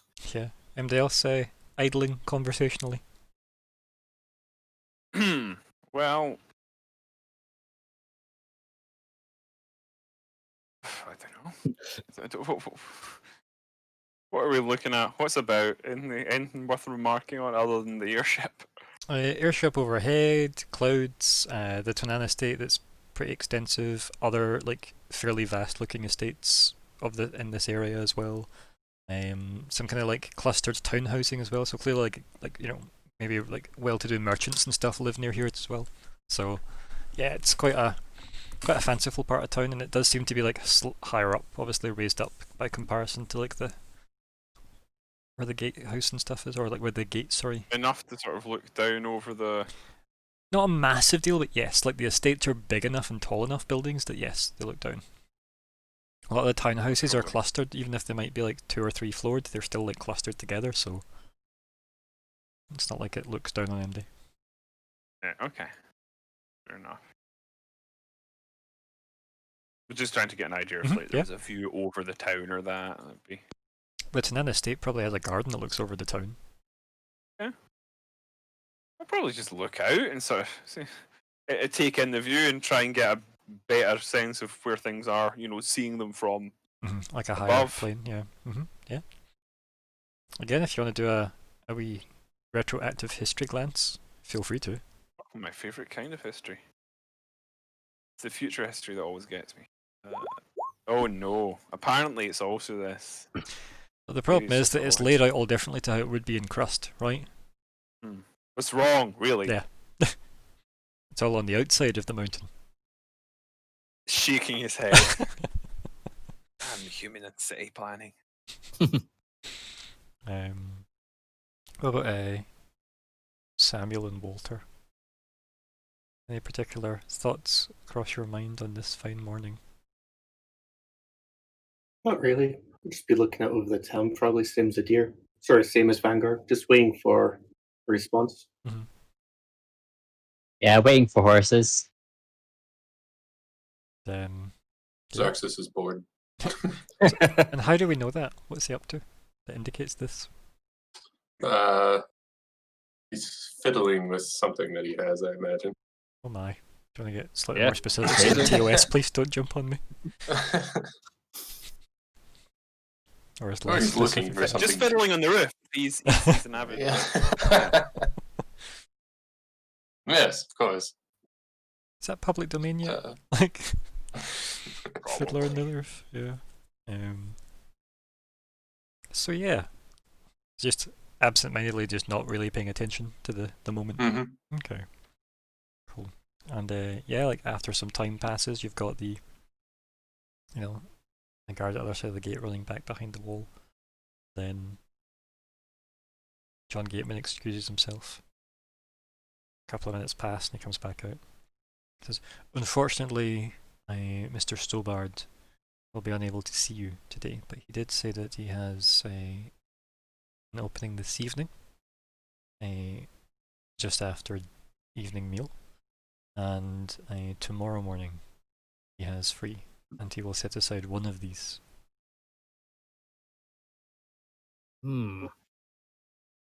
Well,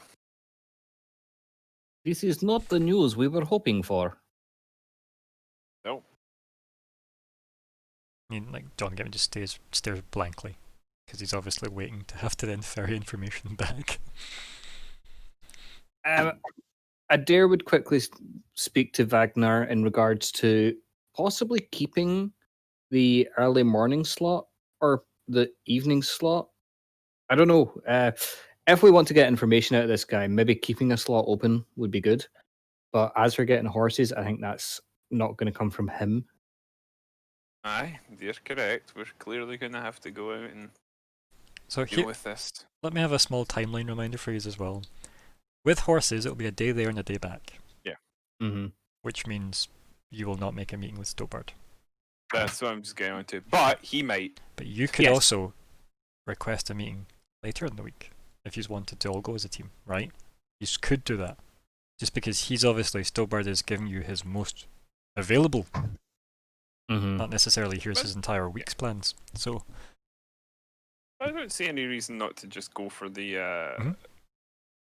approach of, well, you can stay here, you and Xerxes. I should just say in character. Well, if you and Xerxes stay here and meet with them tonight or tomorrow, and we'll seek out some horses and set out as soon as we can. Yeah, well, we will keep an appointment with him for this evenings. But in meantimes, we will help you acquire transport. Alright. Or Very why good. not simply ask to borrow horses now from them, even if we can't have a meeting with them? That's Worst what he I was can going to say, suggest. Worth asking. Da, let us do this. We will keep appointment for this evening, but also ask to speak to stable master. I'm assuming there's a stable master of a place, because the guardman literally said he's just the guard. he is just a guard, yeah. His job is to guard the gate. Yep. So maybe speak to stable master or something. So, but you're not getting in the estate. That seems to be the message you've been given, right? Oh yes. Might as well ask though. Okay. So, what do you ask John Gateman while he's still there? Do you deliver any information to him, or do you just leave him alone? Well, we should ask him if we can. My good man, can you inform the Mr. Stobart that I shall be happy, me and my colleague Zerx... damn it, I forgot your name again. Xerxes. Me and my colleague Xerxes would be most happy to have meeting with Mr. Stobart this evening. But we are wondering, is there a stable master here, or a stable, in fact? And then John Gateman, who had a moment's look of relief on his face when he turned to enter the guardhouse, and then you kept speaking, turns back to you, and he says, I'm sure someone near the gates will see to your needs. Thank you. Thank you very much. He kind of just like nods and says, good day. Good day. And heads into the gatehouse. Never to be seen I- again. I stand there uncomfortably for an extra 5 minutes, just staring at him. Just as he like winds down the blinds. Yeah. But yeah, cool. So where to now, guys? I'm gonna assume the southeast gate. Yeah. Yeah. Well, no, If anyone has what any. I meant was asking this guy to relay a message to Stubart, simply that we wanted to borrow horses to undertake, to help us in the process of fulfilling the job Yep. he's requested. The impression you got though was that nothing was getting past you other than what Stobart has relayed in forms of, I will meet with you when I have time, which was this evening or tomorrow. So the gateman isn't going to give you horses, right? You need to ask Stobart for horses, and he won't meet with you until these things. This evening. Yeah. No, I mean, getting a message passed to Stobart that we don't need to meet with him right now. All we want to do is borrow horses. Yep. Understand. I would say because of how much we're being paid, you'd probably say it's covered. So Okay. if, Likely. Yeah. But I'd see the point about passing on a message, but I think it is unlikely we're going to get much response here, is the impression I get. I think that's about the end of what we're getting from Stobart Joe. today. I think we're getting later. which is fine. But I don't know that we're going to be able to sort of start passing messages. I don't mind, like, out of character. I always say this, like, just get Vanger to pay. Horses may be an expense, but they're an important one, so that's fair enough. It's safe to assume that they're a lot, right? I would think. How much are, does anyone know off the top of their head what the manual suggests for renting a horse? There is no renting price, there's only buying. Wow, that's disgusting. Isn't it? Isn't it just? Just cut it in half. For buying, it's 75. Depends for on a the riding horse. horse, 50 for a draft horse. Yeah, and it wouldn't be a draft horse, you'd want a riding horse. Draft horses are for pulling stuff. So it's worse than that. It's 75 gold for a riding horse, right? And then you've got it's 30 gold for a pony though. It's 400 gold for a war horse, and obviously that's the best horse. Oh my god, Ryan! Wait, it gets worse. So you need a bit and a bridle, right? And barding. Right? I suppose you don't really need barding, but you probably should get barding if you want saddlebags. Those are extra as well, and the saddle is extra. And there are types of saddle: exotic, military, pack, and riding. And this would be riding, which is 10 gold. Didn't want barding though, because we're trying to avoid combat with the horse. So I could get us war horses, but it might piss off our employer. Is it by stealing them? No. That's just something to have war horses here in the first place, and or horses. I'm just getting the feel for the party. How much do we not want to piss off Lord Tonin? I'd say not at the moment. I would advise not pissing off. What about another noble family? Once we know more about the other noble. Exactly. Yeah, we can't eliminate them as suspects, and therefore we might want to talk to them. Yeah, I know. Just offered free horses and you turned them down. More horses, even. There's more to life than horses. Besides, ponies. I left my 190 gold in. So I've got like 200 with me. So we're looking at what, 3 horses, and realistically. Again, it depends on the type of horses, because what's the statistical difference between a horse and a pony? My character is a dwarf, right? Yeah, you're fine. So, but you're still counted as a medium creature, not a small creature. So, they can fuck off. Ponies and speed and money, right? So, ponies are 30 gold, 40 speed, and obviously, apparently have a carrying capacity of 225 pounds. So, I mean, arguably your dwarf guy's quite thin, so you're lucky that you're probably going to be okay with a pony. Since we did discuss that you're quite a wasted away. Yeah, he is pretty thin. Dwarf man. And then you would probably have been the heaviest, likely. Next, it's probably anybody in heavy armor. So I look at our 2 newbies with the shifty eye. Yeah. Yep. So riding horse can hold up to, where is it? A draft horse can hold up to 540, and then 480 for a riding horse, and obviously the war horse is 540. It can hold pound wise. 225 for a pony. Speeds go from 60 to 40. So realistically, if you want to save that day, it's riding horses you need. Speed wise, because they're double what you can do. If you can arguably do 30, you just need the 60 speed horses to actually do the day there, day back. I think then. Yep. I think we need to go for just splash out on the riding horses. I mean, we have to, surely, right? If we're gonna end up getting like ponies, then there's no fucking point. Yeah, it's almost pointless. Yeah. Yeah, pretty sure the pony wouldn't be able to carry Samuel, anyways. Very possibly not. Maybe just it's tier end. Yeah. Oh. Poor ponies. Ponies get a bad rap in this. Ponies are probably fine. Anyway, okay. So logistically,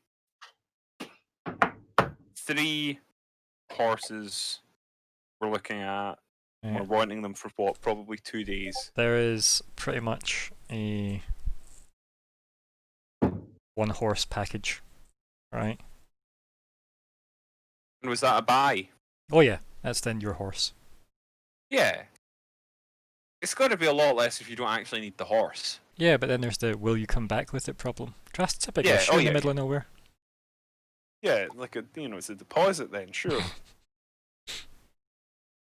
I mean, they might be open to that with the right Right, persuade roll. that's what we're going to negotiate with them. Yeah, Right, good that's stuff. not bad. Yeah, I'll give you that. You can return the horse in good nick, you know. It's not going to be like painted. You know, it's a worse horse, but you've painted it up to be a good horse, you know. As long as you return it with a full tank. it's fine. Aha, yeah. Mhm.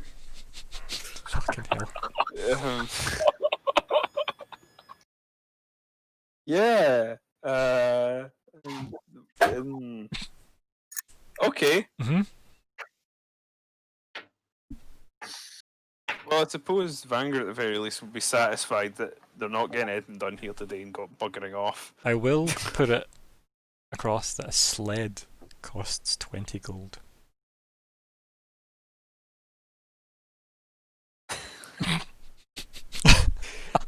So you're thinking 2 horses and 1 sled, right? I'm thinking that it would be a sled that you could attach to things. It can hold 300 pounds. So that would need Or to even 1 horse, 2 sled, 1 horse, 2 sleds, 1 horse, 1 sled with 2 people on it. Everything I say sounds like horrible videos. What? Yeah. Oh, Yeah, so a wagon is apparently only 35 gold. Can you just buy 2 horses and a wagon then? Fuck it. We need horses again anyway. The only problem is that I need to then store the horses somewhere. which is- Stabling per day is 5 silver per horse. And you can afford that easily. Okay, team, do I buy horses? Buy horses. Like you might as well get the horses in the wagon because, like you said, you're gonna need it again, and you might as well make someone else pay for it. I mean, yes, agreed in both counts.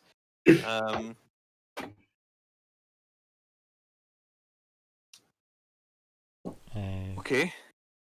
So you're looking at that. That's 2 horses with Don't That's- don't write maths at me. there's also a lot of brackets in there. I'm an English graduate, Ryan. I don't know what order any of Alright, that I'll put was a bunch of Oxford commas in for you then, okay? Yeah, is that better? The Oxford comma is good, actually. Yes, it is better. Oh dear. I mean, that's fine. I can cover that. And Mhm. covering that. Is that 154 plus 35? More maths, people? It's 189. Thank you. Yeah. I'm more than enough, and that leaves me with some money should anything go amiss, and I've still got the days stipend in the lockbox. You could always have, you know, the last gold if you want to round up, just be like travel supplies for like you and the Yeah, horses. call it 190. Aye. And it can be like, Basically, covers exactly what's in my. and then it means that you can just have like crap snacks for people to at least not starve on the journey there and back, including the horses. Yep, So, fair. yep. Let's Yep. go and do that. I think. Oh, yeah. Cool. Sound like a plan. We have a plan. Yeah. Well, I don't even want to roleplay that because fuck that, waste of time. So, Yeah. It does seem like kind of boring shit. Unless Adair is going to say something really weird. There? No. Okay, we're fine. Yeah. As you're like walking down from like the noble district into a like the kind of southeastern gate, you do find that a lot of people are like kind of like clustering together on their like, you know, daily walks and such, and looking up, muttering to each other and guffawing and such, and staring at the hull of the airship that seems to just be kind of like, you know, idling above. Are there any markings on the ship? Nope, none that can be seen. It just looks like the underside of a boat, a big boat. Excuse me. Very gassy, apparently. That's good. So yeah. Me, that's gassy, not the boat. So yeah. And as I said, it still seems to be like half kind of I mean, it's an concealed by the airship, clouds. so So yeah, and it is. It's probably like, why is there a skyboat? It's probably quite a talk around town. But yeah, so you get to the southeast gate. You have already screen wiped past the horse exchange, and yeah, you get your wagon with your 2 horses set up. very good. Yeah. I will. Can I just not mark that money off and retroactively have taken my stipend with me? Yeah, sure. Yeah, because it works out Uh-huh. after that 1 extra gold exactly the same amount. Yeah. So yeah, it's fine. So, okay. Having done that, we're good to go. Leaving behind our more unusually coloured members of the team, which I do suggest some sort of weird racial dynamic at work here. We should maybe investigate our biases. Sorry, I don't know. I just wanted to comment on the fact that the people we're leaving to deal with Are the red stuffy and blue. butler are blue and red. It's because we can't blend into the nature. Yeah. It's best we hang back. That would be an excellent excuse for not going. Yeah. Except that we haven't even really asked your excuse for not going. I don't need an excuse. Just There you accepted. go. Vanker's fine. Vanker more or less trusts people, which is a terrible flaw. Yep. Okay. Yeah. Interesting. So, everybody who is choosing to heads off, and the people I will confirm now. Everyone, take a brief moment to consider if you're going or staying. And I will ask, who is staying? Adair is staying. Zoxus is staying. And the rest are going. Yes. Yeah. Yep. Cool. Yep. Cool. I really wanted someone to just say, "I'm Spartacus." I am I Spartacus. really wanted to. I don't know why. It was just one of those perfect moments. I mean, there's still time for a Spartacus. But yes, so in that case, then we have team travel and team stay. So, team stay. I'm gonna stick with you guys for now. What's the plan? Right. So I was just having a quick think about that. Basically, Oh God, there's no plan. the plan is more this evening for Stobart, but I'm wondering if we can find out some more information. I'm just having a quick glance over the general goals of the party. What information are we trying to get other than generally more? More about the other noble families Gotcha. that Lord Tynan has enemies with. Possibly see if Stobart is willing to give up information about what the actual package is or was. It would be worth investigating what the other noble families think it was. That is a good point.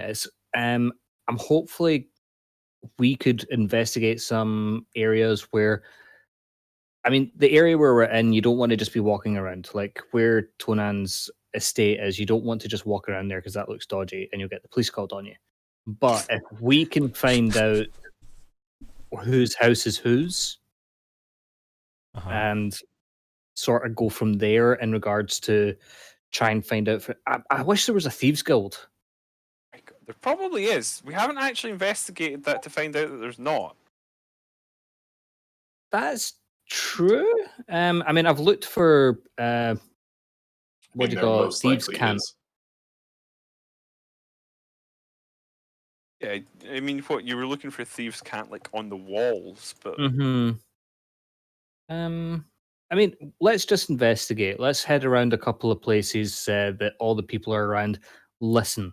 I mean, That's my I don't plan. understand what the plan is in character, because I know what the plan is as as players.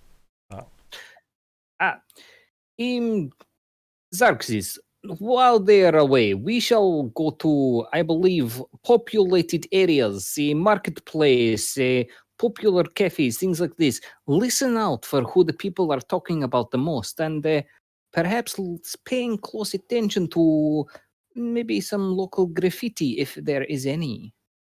Info gathering. You got it, boss. This is our plans.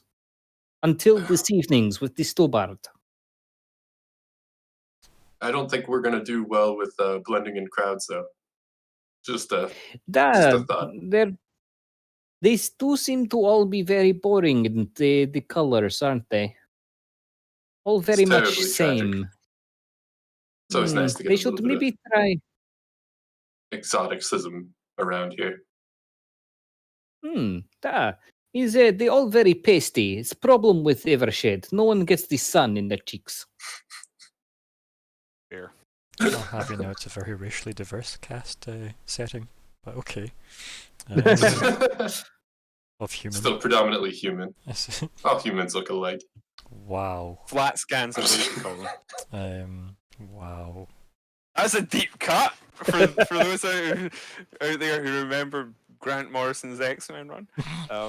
So Probably a few. So the plan's to wander around town together and listen out for what everybody's talking about, essentially, to get some kind of ideas of maybe who to go pester.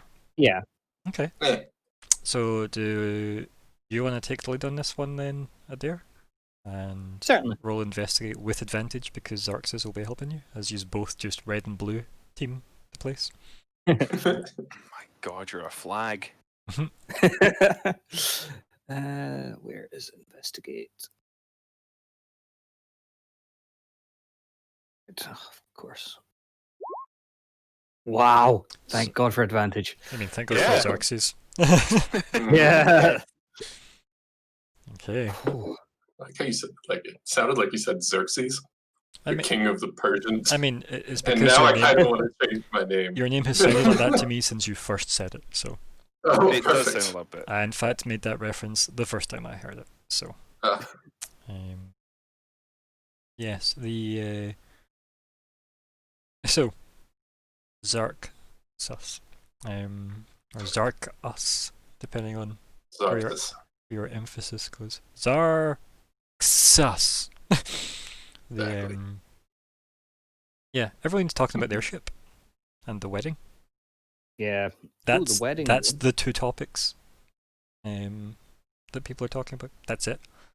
And they're assuming this is some big elaborate fanciful thing that Lord Tunan has planned for his wedding in relation to the appearance of said airship. Okay. Something that might be silly. When we were talking with the gatehouse guard guy, Yeah, who's John had a Gaiman. name. John, yes. I'm assuming that people that work for Lord Tonin have a certain uniform, like to show they work for that house. Sure, the house colours, yes.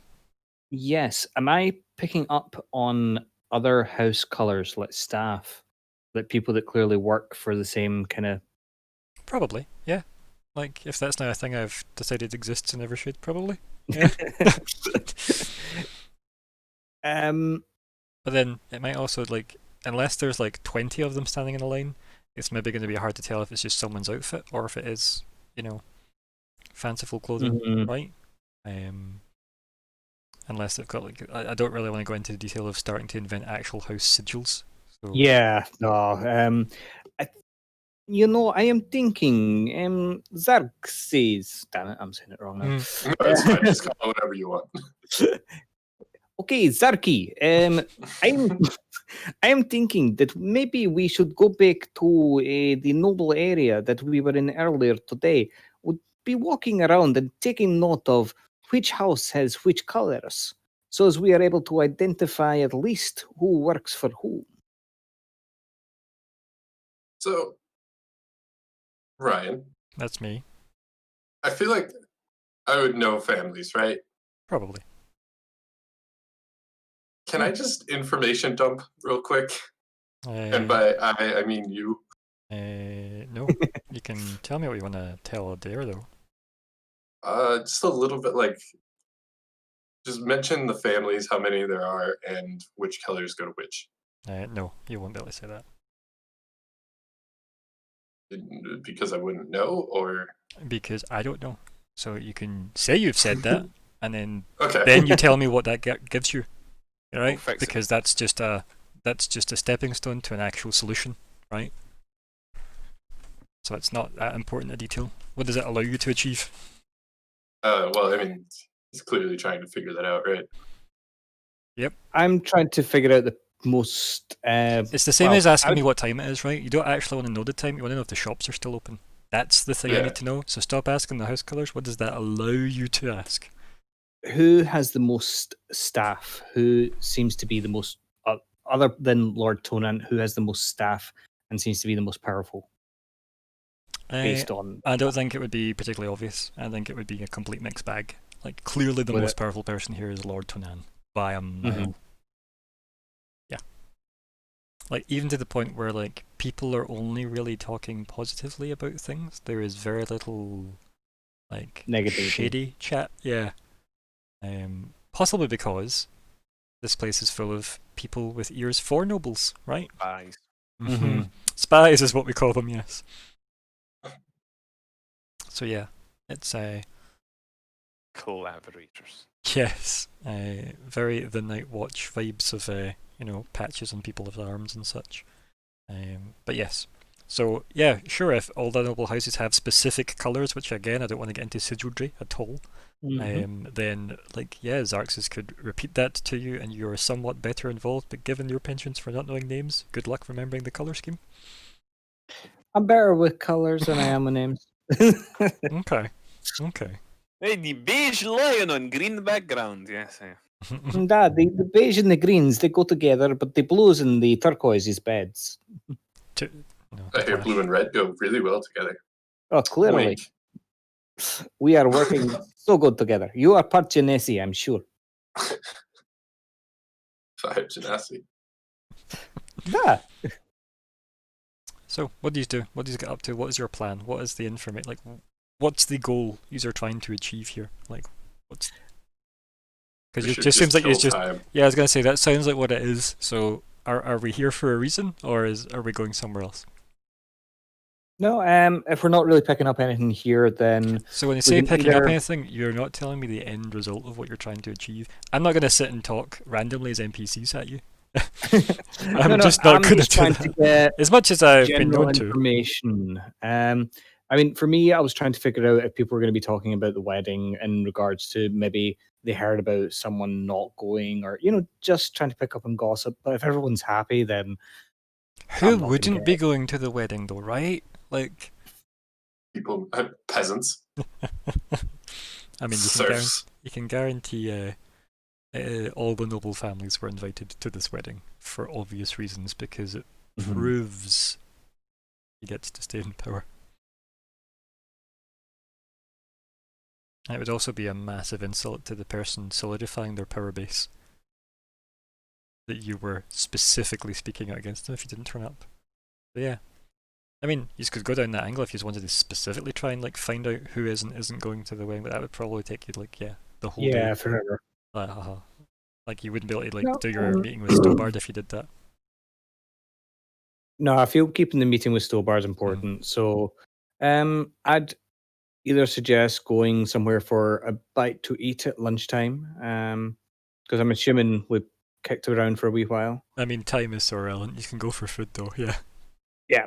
Yep. I feel like you From would what have I'm hearing, eaten, we're killing though. time until the meeting. Yeah, it kind of sounds that way. Yeah. Okay. Are you gonna miss your date? He's not arranged his date yet. Oh, okay. I thought that was tonight. No. It's just I'm working on it. He's also just not actually told Andy about it yet, but yeah. Okay. So Adair has a plan. flea bite. Wonderful, wonderful flea bite. Let's cut over to you. So yeah, you and wonderful Bartholomew have been walking for a fair bit, frankly, quite a bit of the day. You definitely, like, if you were to try and roughly guess where the city was, you're probably like, heading parallel to it. You've been going for a good chunk of the day. Has any conversation perhaps filled the travel between you and Bartholomew? I think I would like to ask for some more information on what he said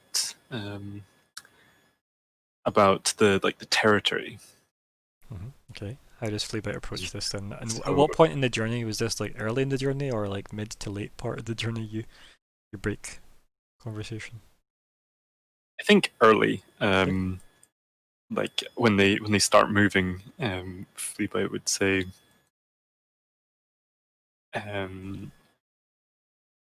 You say you have pack territory that is not from great lords' pack territory.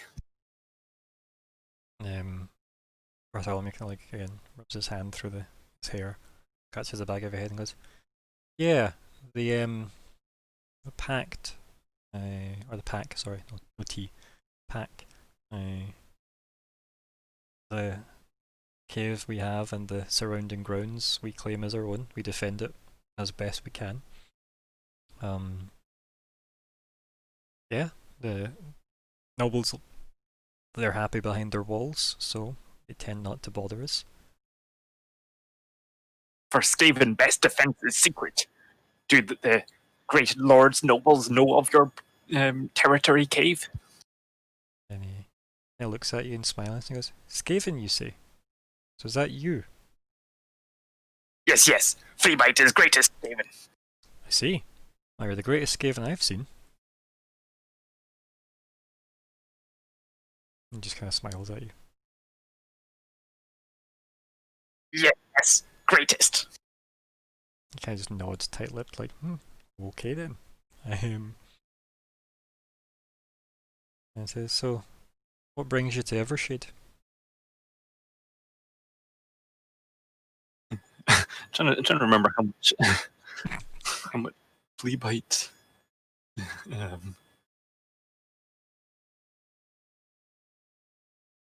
En route, we were attacked on road to mountain of great mammoth things. We're trying to go to Paris? Yes, mammoth thing mountain. And he kind of like, stops and kind of like points back towards, like the distant overcast. And points vaguely in the direction of, the mountain. Like, well, there it is. You'd rather go there.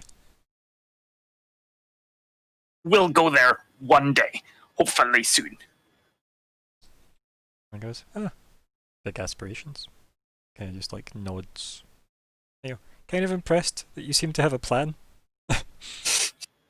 Surprised. Yeah, right. Goes, okay. And what are we hoping to achieve at this cave? And he looks down at you again as he's walking on. Bat things attack when on road. It was not bat territory.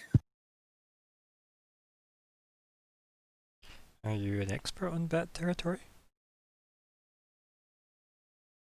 Moldy dwarf beard thing, say. And then he kind of just like, obviously has a slightly confused look on his face, and then just kind of just nods supportively, I guess, of the words. Says, is this one of your travelling companions? Other Skaven? Dwarf thing. It is not nearly as great as Skaven. Kind of nods. Says, no. Not met a dwarf that can just appear a boat when they wish. Yes. Fleabite is and clever. Huh. You weren't bitten by anything or cursed by anyone? No? Fleabite has bitten many things, yes. No, the other way. Things bitten you. I think a little bit like grumbling out, like, Yes. Fleabite get bitten once, twice, maybes. Okay, good. Like a completely like understanding and deep, meaningful. Okay. So, let's say you make it up the mountain. someday. What then? Must continue journey. Yeah, but to where? Find mammoth things. They have great secrets. Oh, what kind of secrets? Ones that we must uncover. Find truth in whether they hold great destroyer egg. Say like eggs. You say it's kind of. Eggs Sure. taste good, yes. You wish to destroy an egg? Must finds it. Okay. And I'm gonna find this egg of a mammoth egg. Ones, yes. Okay. You want to destroy the mammoth egg.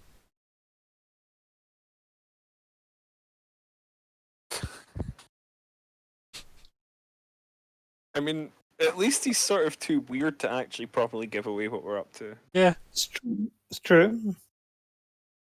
Yes. And mammoth eggs must taste good. If mammoth tastes good. Does mammoth taste good? Yes. Lots of fur and hide to get through first, yes. Yeah, no, it's slowly. Okay. Feed pack for weeks. Big pack? Not for weeks. Big pack, maybe day, yes. Okay, no, it's. Okay, yeah, okay. And he says, so, get up the mountain, you get the egg, feed your pack. What next? Then find destroyer egg.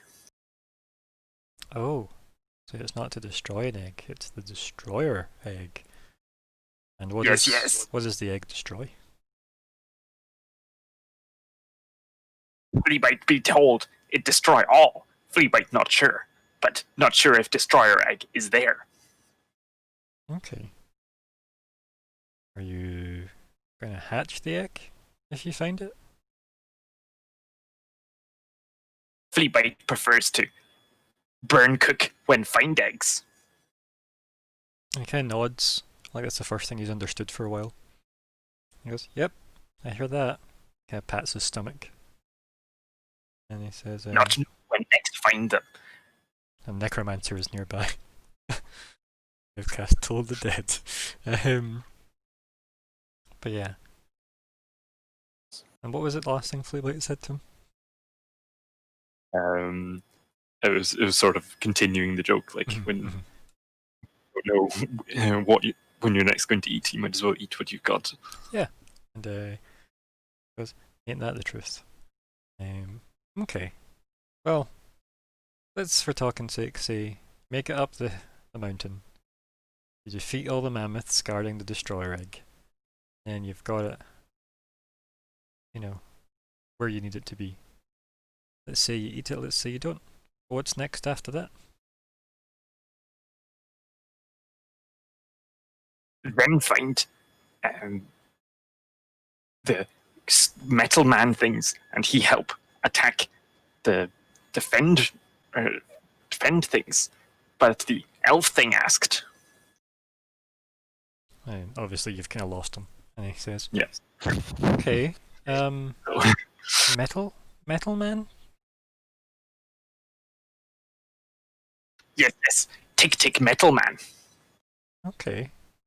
Tell me more of the Tick Metal Man." Tick metal man. He live in big rock house. Okay. Wealthy metal man. Okay, yeah. He promise that he will help fight defend with other town. Right. What other town? Great human man thing nest with elf things. Okay. Great stealings, many that can be taken from all the man things that not pay attention to what they keeps, yes. He pats his pockets and then turns them out, and he has nothing, so he just kind of shrugs. As if double checking to see if you've stole from him. He kind of just shrugs it off because he doesn't have anything worth stealing. And then he says, "Okay, is this a king? This wealthy metal man?" Yes, yes, great lord. Lord of all metal tick-tick pact. Okay. Good. I think I know who you mean. Think. He says very, very reluctantly. Right. And a city of men and elves. Okay. Little Bellinor? He raises an eyebrow. Great nest down far away over great water. Okay. Okay. Nods. It's not been completely ruled out. That's where you used to live? Little Bellinor? That is where I find. Okay. He just shakes his head at that. And then he says, "So, found Little Bellinor, and then you travelled here via Kingdom of Metal Men." Yes, yes, on boat. It take bad boat driver many months to get here. Okay. Comes up in the corner, Thea will remember that. And then says, "That's not where you're from originally? No?" No, that is where I'm found. Hey. Cognac turtle thing find me being attacked, yes. Right. So the turtle was attacking you? No, he defend. When I am found, I attacked by things they do not like flea bite. You didn't have Man any boats thing. then? He laughs.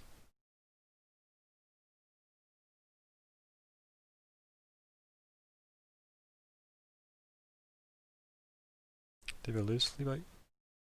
What was I? He said, "Did you not have any boats then?" And he laughs. No, boats not work against man things. Okay. I think you'd be surprised. He nods that as if in deep thought. And he says, "Okay, so you appeared, Little Belnor. A turtle saved you from man things?" Yes, yes. Ken nods. Okay. Yeah. I've met a few nasty man things in my life. And he kinda undoes his top because he was paid to be shirtless in at least every scene. At least once. And he reveals like a whole bunch of scars down his back. Yeah, I've had my fair share. Bad encounters. Ken nods. And he I think, as they always have that scene, it would be like then Freebite compares scratches as well. And Fleabite is a mess. yeah, Fleabite's pretty being, cut up. being bitten and clawed by all sorts in his life, and doesn't heal well. It's almost that scene again from Guardians where you actually see That's exactly yep, the scarred effect of poor Rocket Raccoon.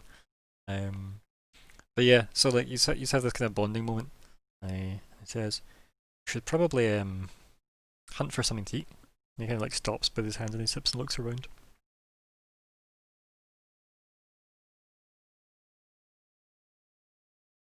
Yes, must find food eat. How do you normally provide for yourself? Find eat. Food. Whatever left. He's kind of like, again, tightens his lips and just nods like, "Fair enough." He says, "Well, best make a start then." Yeah.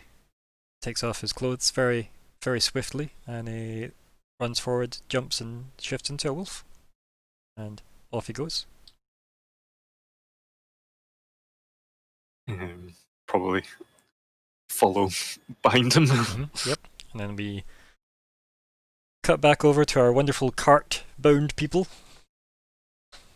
So. I prefer encarted. Okay, yes. Fair. I have nothing. We have map and a wagon, right? Yep. Cartographers. Yeah. Well, I tried to avoid cartographers because I felt it was too obvious. But here we are. Low-hanging fruit all That was the round. best I had, so there you go. If we were journeying in silence, we could be the first level of the first Yes, table. silent cartographer also went through my mind too. Yep. I'm glad this is the tree of low-hanging fruit game. So anyway, what was the chat on the way over then, right? He's got a day to kill, so. I suppose I should get to know newbies a bit more, because obviously I think they've ended up here somehow, and it wasn't in our employ. So I think fill in a bit in the backstory and what their overarching goals are. Mm-hmm. Ours is Barris, but I don't even know if we've explicitly stated that to them yet. Have we? I don't think so. There was something which he called the Elefante people, which I worked out to be the Baru. But I believe it's mostly a legend. The elephant. Yeah, no, I think we did maybe briefly mention it, but I don't think we really went. There was talk with Utior, but that was the most mentioned, and it was with him and his like failed expedition. That was it, though, really, from my memories. So. Well, on the journey, and sort of after a little while, so before you entered their employment, what have you been doing here in Evershade? Well, I've been here a lot longer than Samuel, and I've been picking up information, contacts, contracts, including contracts for like this when I need to, just to bring in some valuable coin while I go about the work of righteousness. And Samuel here is a more recent addition to the city. Oh, excuse me. You should really stop smoking what he gave you, you know. Yeah. I only got here quite recently. Evershade. So, well, I don't know if we've really got into what brought us here. Obviously, we're dealing with the this business of the nobles, but that's really incidental. It's more about money, to be blunt. Can't travel on nothing. So, we happened upon this work, and we've sort of taken it. But we were originally headed for other purposes. But I'll get into that. It's a whole affair. But what about the two of you? What's brought you into? Jesus Christ, that guy. What's brought you into this strange corner of the world? Well, actually, I'm from a village quite outside of Evershade, but closest city would be Evershade. So I guess you could call me a local of sorts. And Samuel travelled here from somewhere else. Whereabouts do you travel from, Samuel? If you don't mind me asking. Been on the road for a wee while. I see. Ran into a group who clearly was struggling, so joined them and came to Evershade with them. So there's no particular reason for coming here. Just happened to be on the way. Fair enough. Aye. So, suppose it's only fair that I'll let you know a little bit about what brought us here. But what are you? You mentioned you were localish. I've noticed most of the communities around here seem Abandoned. Yes, aye. That is the likely fate of my village also. So they've not seen fit to return since moving on. But yes, a great deal of the small villages outside of the noble's dominion in Evershade seem to go unprotected and seem to have failed crops and so on with the local conditions, so they move further afield. How long's this been happening? Well, I would say the abandonment of the villages and the surrounding countryside has been going on since I was a boy, so that would make it. Then he looks at you suspiciously. Some amount of time. I see. We were speaking, he gestures sort of with his head to Samuel, with a chap the other night who said some 15 years ago bats took his brother. So I think all has not been well in this place for a while. Sound of it. That is why I'm usually busy. It's a fairly rough place. Yes. President of my profession finds no work in a great city like Bellinor or Torque. And your profession is specifically the hunting of. Maleficar, evildoers, demons, undead, witches. And then he looks at you and you're probably rolling your eyes, Samuel, so I shall cut my list I short. think Vanger asked that question so he could actually munch his travel sandwich, right? Without having to ask any questions. he might have munched that, but he'll respond. I'll ask because I wonder if you have thought what I've thought, which is, does this place not seem awfully well suited to the needs of some of the unliving? You mean having a thriving population, a dense population centre with a relatively abandoned and peaceful countryside, unexplored and difficult to roam around in? Yes. All sorts of unnatural disturbances happen in the countryside here. Yeah, we depend on the merchants and travellers, so I guess you can say my work is quite necessary to the local economy, if only it were recognised as such. Strange. You're an essential worker. Ambushing. I have a reason to leave my local authority to go into the neighbouring surrounding local authority. My reason is hunting Maleficar Yeah. and such. Oh, I would dear. also. Sorry. Please continue, Vanger. I would also note the gesturing upwards. The name of the city is quite apt. This place is. Well, it's awfully dark for a human settlement. No. It seems it's always night, practically. This is not. The distinction between night and day is such that you could easily forget which is which. It's just thinking that would be convenient for beings that prefer to hide their faces from the sun. It's perfectly bright during the day to me. Samuel, is it brighter in another part of the world? I can't say that I know. This is what we're used to. I stayed in a village in the forest when I was younger and then came to Evershade when I was just a boy. So I guess if it were brighter in other parts of the world, I would say it was brighter there rather than Evershade being anomalous. I see. So as you were saying, what brought yourself and your partner here? Oh, Yes. yes, you're right. I was going chasing legends, as a matter of fact. It may sound ridiculous, but Why there did was nobody some- cut them off and say, well, you found them? Why did nobody say that? doing this sort of we became embroiled in some business with these strange invaders to our world, and one way or another we ended up being enlisted to seek out an item in a legendary city which may aid in repelling the worst of this incursion into this world. Me So- personally, You're working with the invaders? no. No, of course not. I set out on a mission to stop them when I was instructed by the Great Father to seek out a great threat to this world and to the sanctity of life.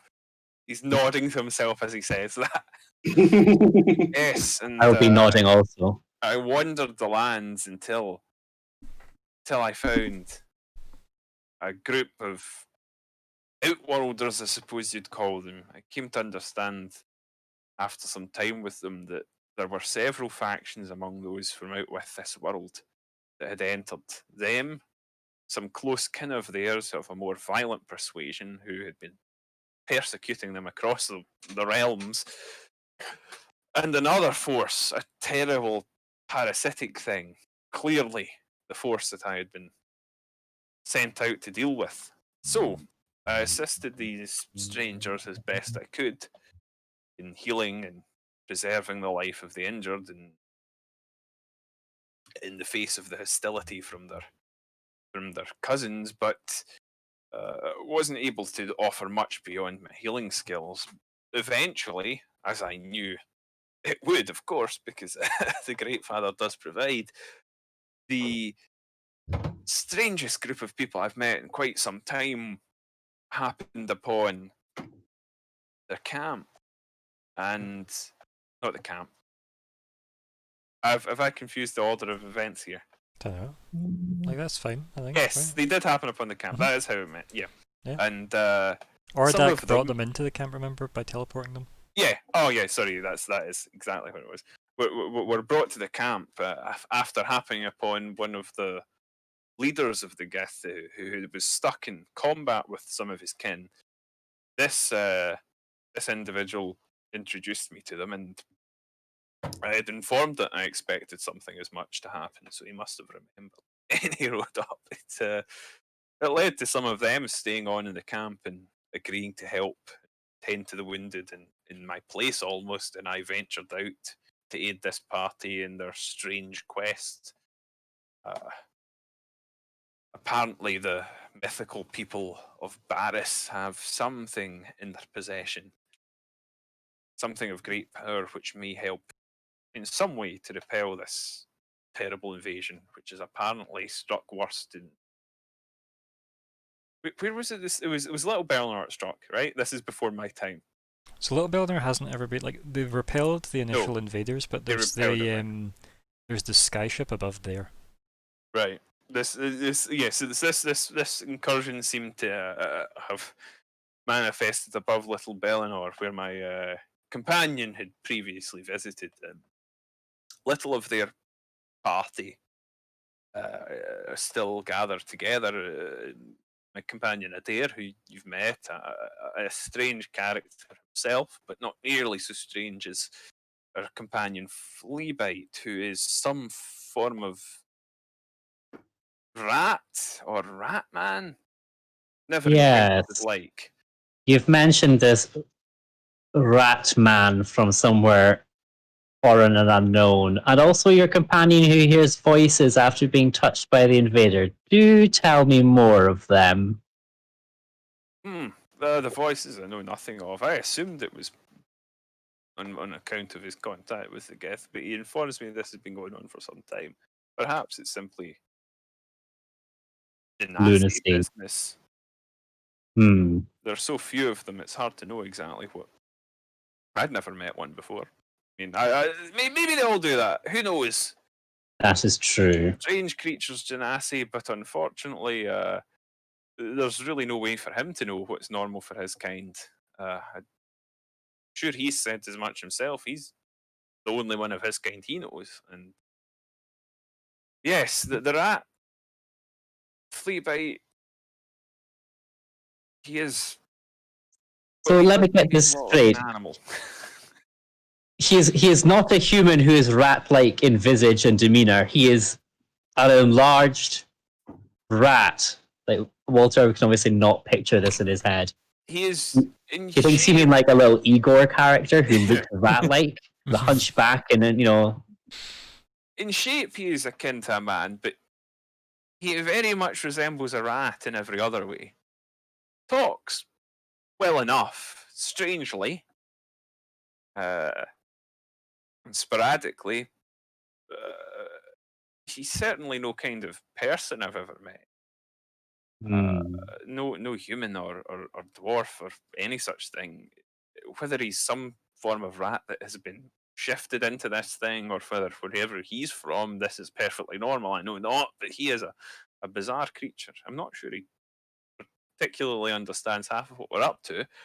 But he is handy, very useful in a fight. You believe his goals to be aligned with yours? I'm not entirely sure, but to be honest with you, I'm not entirely sure he has goals. Curious. So where is he then? Oh, we actually left him at the estate, but to be honest with you, I wouldn't worry too much. He's bound to come scampering out at some point, probably with more than he entered. I see. And for that matter, where is my employer, Theo? I become most anxious when I cannot see the source of my recompense. That, I'm afraid, is a good question. We first met. Cass was our contact, and then from Cass, we were told to speak to Theo, who deals with matters, as you say, such as payment, and Theo directed us to Xarxus.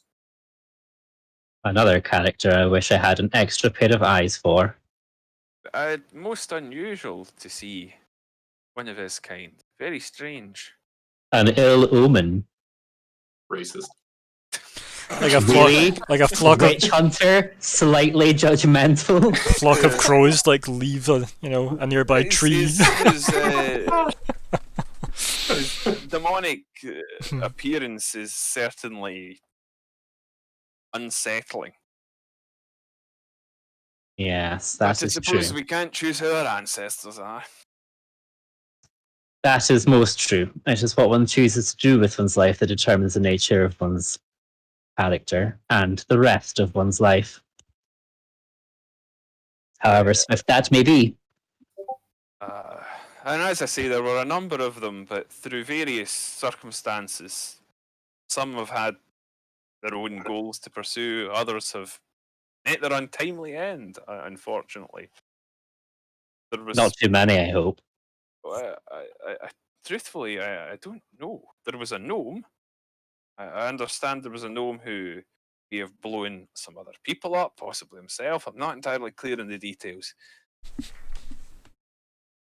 One of them was a strange priestess who agreed to stay on and do some healing. Good work. And she had a companion who appeared to just be some young man. Are you deliberately leaving out her religion, the priestess? I don't think I knew. Did I know? I think you did, but oh no, I did. We rode and I knew. Yeah. Yeah. It's just I wondered if you were being tactful. That was So all. that's a good question. Actually, would I think that's something I need to be tactful about? Because she was a priestess of chaos, and chaos worshippers were given a very wide berth. Yeah, probably. But it is a recognised religion that case, in the world, right? People Yeah. know of them because they're slightly odd people. I think it is fair enough to assume then that Banger was being a little tactful there. Yeah. I assumed that was the angle that it probably would have been when I reminded you that you knew of Thea's nature. But yeah, I just feel like saying, oh, and one of our other fellow companions was possibly dubbed a witch by everybody else's standards. So, yeah. Well, considering the things we've learnt about these characters, one's hearing voices, the other blew everyone up, one's a rat man. Yeah. We've already got enough things to be concerned about. Yeah. Only gets A worse. strange bunch, certainly. But they seem to have an important role in preventing. I don't know exactly what's going to unfold if something isn't done, but clearly it can't be pleasant. There is one thing though. The city of Barris we've been sent for. As I say, everyone we speak with tells us it's a legend. Yeah. Sorry. There are many adventurers who come to Evershade seeking glory by finding its location, yet none have survived. Still, Evershade prospers when they bring trade and buy provisions. So it is difficult to dissuade them from the idea, the legend. Many of them settle in Evershade, many return empty-handed. The man we spoke with, he talked of an expedition he'd funded when his brother went missing. He seems convinced. Who was this man you spoke to? Oh God! Oh God! Utior Right. Eric.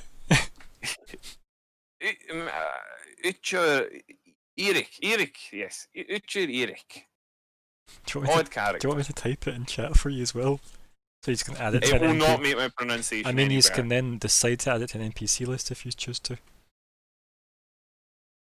I meant more like, how did you meet this guy rather than Yeah, running his... no, we encountered him in the Withered Spoon. Clearly, the man has fallen in hard time. A man you meet in a tavern who's fallen on hard times and has a fanciful tale to tell. Walter looks at Samuel with a knowing look.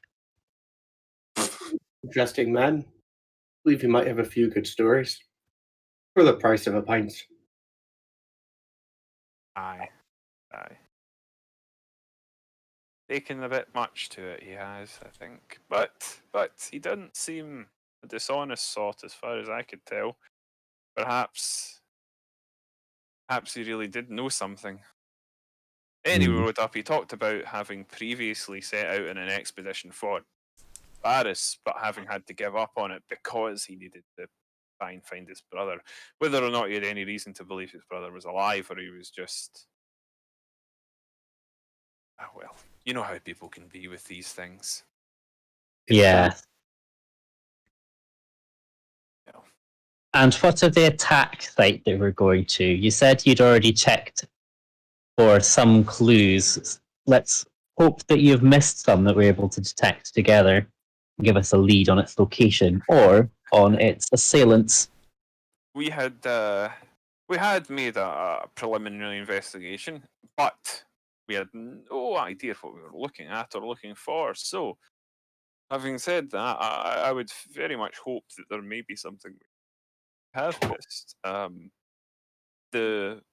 The site, when we come upon it, may have changed, of course, but we found on the roads and have since moved off the ambushed cart, and in it, or beside it, two unfortunate crew. I'll just take a moment here to as well highlight that you have already discussed investigating the site and you have dismissed it. Your plan is to go check out a potential bat cave. That is where you are heading, and they are not particularly conveniently near each other. It's just the closest likely site, which it was. Remember that we had the roll. We talked about last time, and we dismissed it because you agreed you had gained everything you could from the site, and it's also been days since then. So, you know. I thought they were fairly close to each other. I thought it was close enough to sort of go via. Yeah, that's what I understood as well. It is not the case. We discussed it last time. I'll give you a very, very basic diagram of why that is not the case. So, basic diagram time. Right? City go blind. of Evershade. Okay.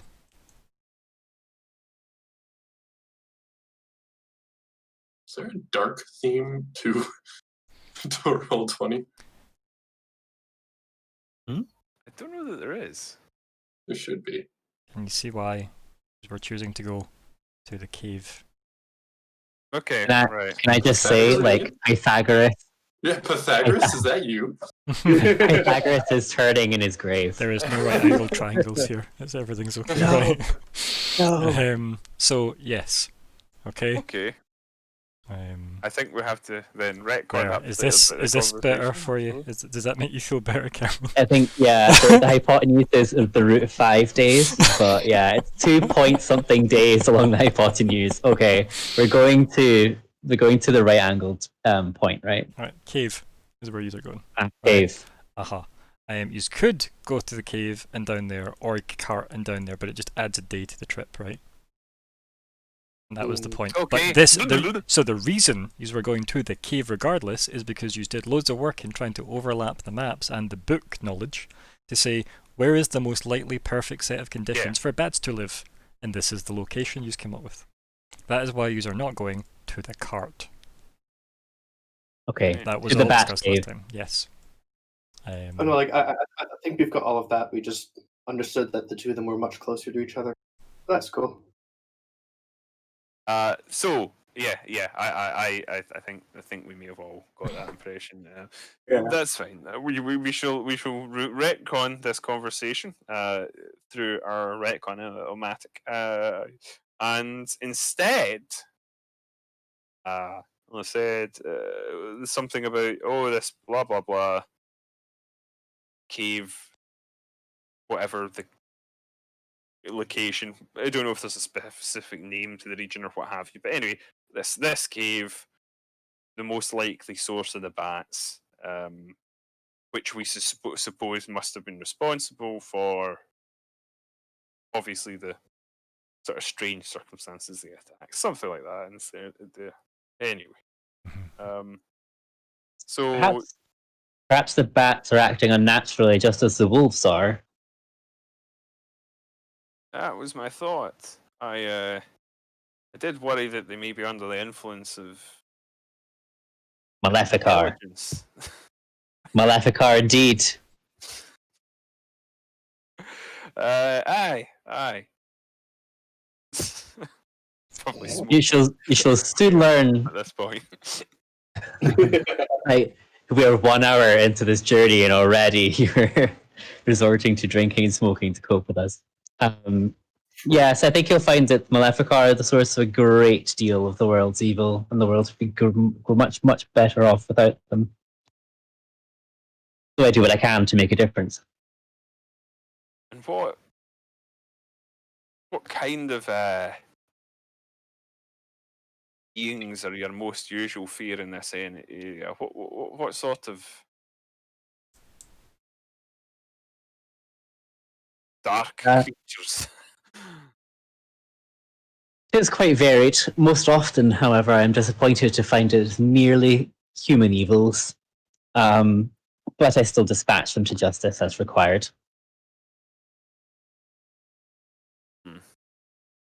Well, as much as I should like to think that we may happen upon what is simply a cave of bats, I think it's much more likely that some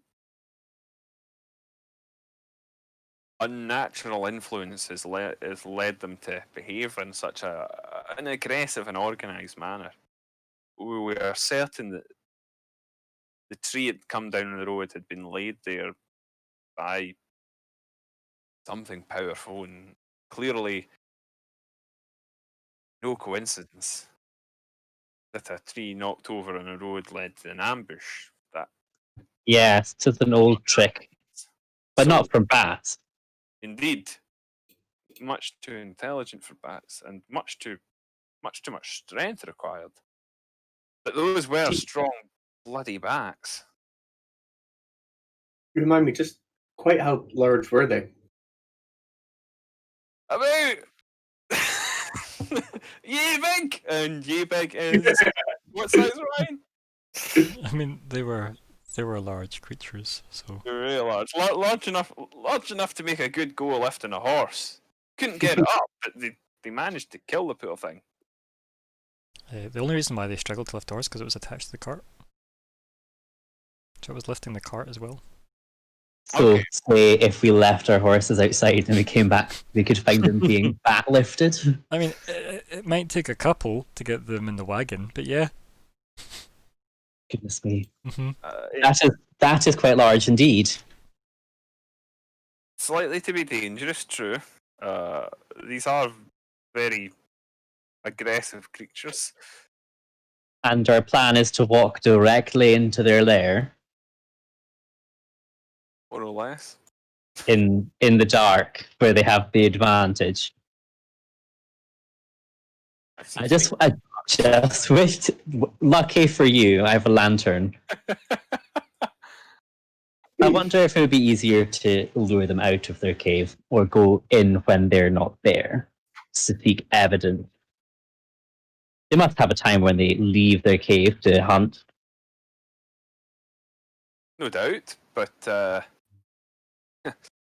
knowing when that might be, Well, it's a lot we more. could try to stake out the cave for a short while, at least a night. True. It's something we'll have to decide when we get there. Yes. Then we shall lay the trap.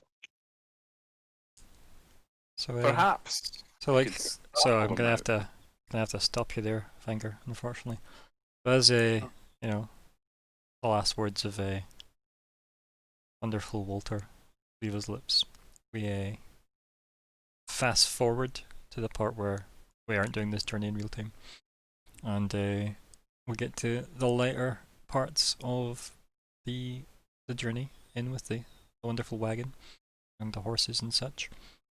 Now, I'm going to assume that you want to stop nearby and then, like, you know, get the horses tied up and then go cave hunting for the, you know, trying to match up Adair's map to the actual surroundings as best you can. And it's Watch out for someone's, those splotches. I mean, it's someone's impression of this location on a map that you have then copied again. So it's going to be interesting to see how much it matches up with. Unless you want to just take the horses and carts, like as rickety and horrible as it would be, as through the woods as possible. we should take it to somewhere we can shelter it as best possible. Yeah. A clearing or something. And then I'm going to tie my horse very firmly to a tree because there's no way that a bat is making off with my To be horse. fair, they could probably land on its back and feeding it. Ugh. Yeah, not ideal. But during this, as you are tying up the horses, and you know, you take it you're leaving them attached to the wagon probably as well. Yeah, just making sure they're as anchored as possible. And then we cut over to Fleabite, who is obviously running after wonderful Wolfman. Who even knows what his name is anymore? You know, Jack Wolfman, Hugh Jack Wolf. Like we're not sure anymore. But Bartholomew is there, and he stops very very quickly, growls back at you as if very quickly like to stop behind him. And then as you kind of like creep closer to him, Fleabite, to try and see what he's looking at, he shifts back into a Bart mode, and he says to you, "Witch hunters." And then the camera pans up and we see Samuel and Walter tying horses to a tree. Shocked by this development. Me too, right? I'm super shocked by it. He turns to you very quickly, Fleabite, and he says, Which are they hunt?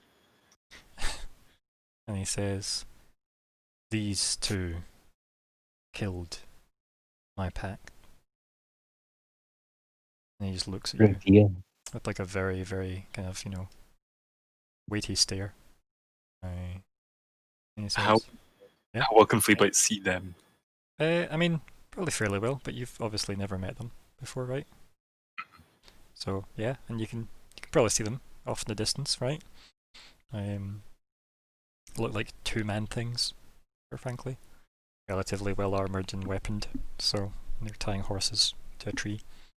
And yeah, you probably spot Wenger as well, because you're obviously That was the next question. Yeah. probably like after a couple of minutes. Bartholomew turns to you and says, "I need to warn the others that they are searching for us. Let's go." And then I leave the floor open for Fleabite to decide, as the timer comes up on screen. He gets to press the left trigger to follow Bartholomew back to the wolf cave, or the right trigger for you to stay there and then maybe perhaps go speak to Wenger. I think Fleabite says, Yes, I will stay and watch, see what they want. And he kind of like puts like a firm grip on your shoulder and says, "Thank you hackling. And then he like runs off and wolfs up, and it's full sprint. Very nicely. Unfortunately, obviously, Dylan decides to leave at the exact moment I need to switch to Dylan. Wonderful. So it's just Adair then. So Okay. you've spent the day, looking around, Mhm. chatting to people, or like listening into people's chats at least. Yeah. Having a nice meal at a fancy cafe, probably. Cool. I assume so. Don't tell me cool. You can say no. No, I'm good with that. Yeah, That's good. Right, it's obviously not quite dinner time yet, and there is a massive crowd of people forming in the main kind of square of the town. Yeah, definitely. Like maybe you're like wrapping up one of your, you're into a coffee place, listening to people chatting as opposed to actually doing anything. Nursing one cup of coffee for a while. Yeah. And obviously Xerxes is using the bathroom. And then, Of course. Yeah. What's the plan, buddy? Well, this crowd that's gathering, does it look like, how to put it? Does it look like they're being drawn to something, like there's an incident, or is it just busy? Yeah, it looks like it's a lot busier than normal. People seem to all be heading in the one direction, and there's a lot of like talking. We're not quite at the Batman movie with the Prince parade, right? We're not there yet. We're not a million miles away from that scene either. The coffee house I'm in, does it look like someone's quickly standing up to go? Oh yeah, like some people have already left because of this. That's probably what drew your attention to the windows in the first place. I will quickly ask someone nearby who is either That could be getting ready Xerxes to go. if he's returned. I would ask a stranger to see what is happening. Excuse, do you mind telling me what is happening outside? Why is everyone leaving?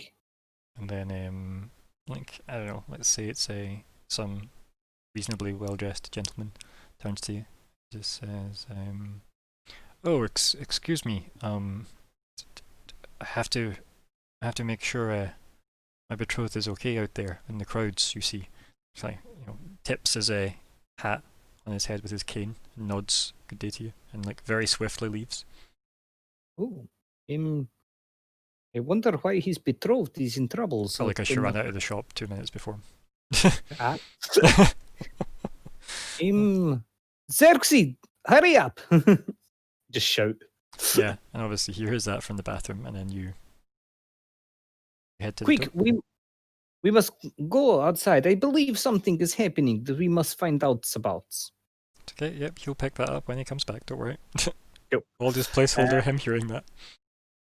So make our way outside. Mhm.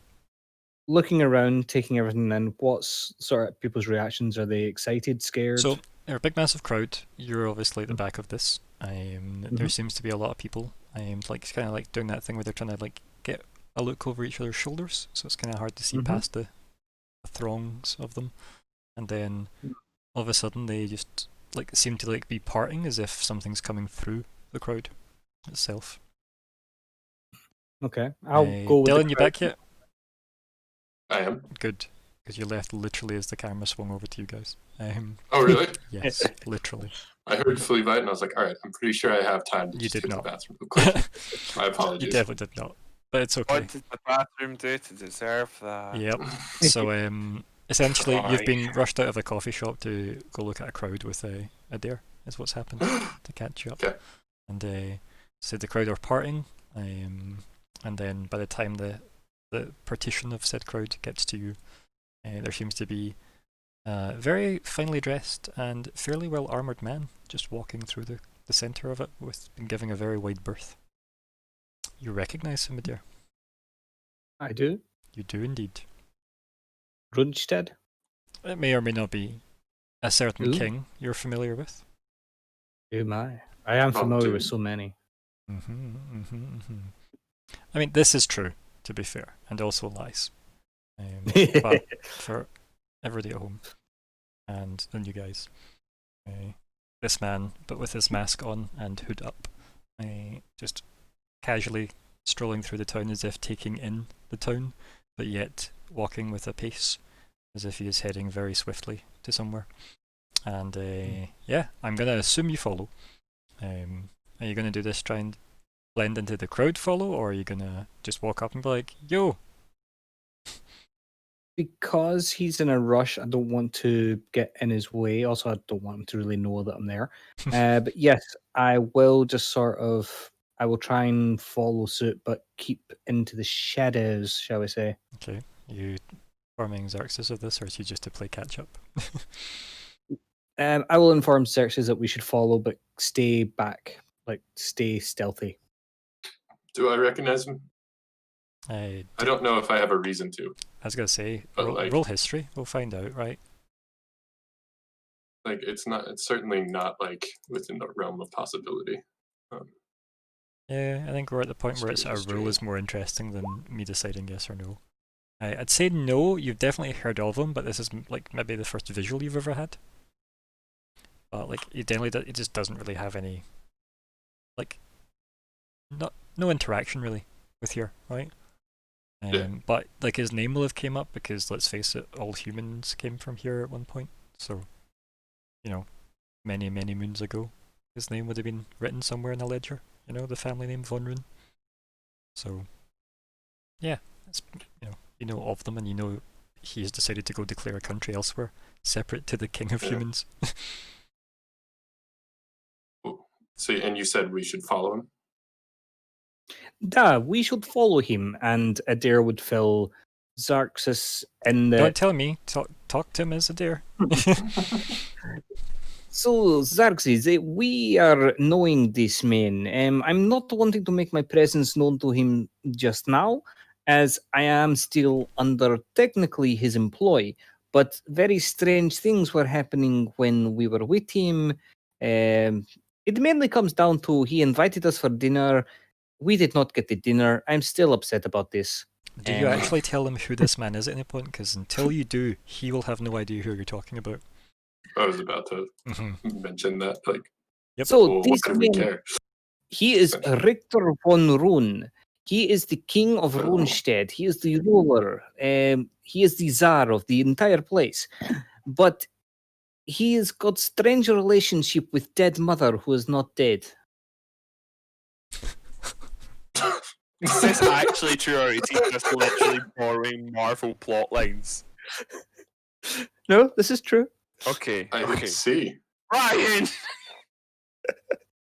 Hey, I just react to what the players do. Okay, Colin? Well, that's quite a big deal. It is very strange situation, but we are still, well, I say we, me and the Flabit are still technically under his employ to do something for him. This is what is bringing us here, in fact. But a long ways from where we started with these invaders. Are you knowing of the invaders, Xerxes? I believe I've not had chance to talk to you about this. I know a little bit about them, but Evershade was quick to, well, the aristocracy of Evershade was quick to repel any invaders here. It's shame. Where I am from, the Little Belmores, we were under siege for nearly a year, and then apparently after we are leaving for a mission, there is a big airship of some kind over Little Belmores. It is a strange situation that I'm finding myself in compared to how I used to live. But it's I take every day as I can. But quick, we must follow this man, the Richter. Well, if you wanna spy on him, I have no qualms about that. But do you think you and I will be able to? I am believing that together we are able to blend into crowds once we are putting hoods up.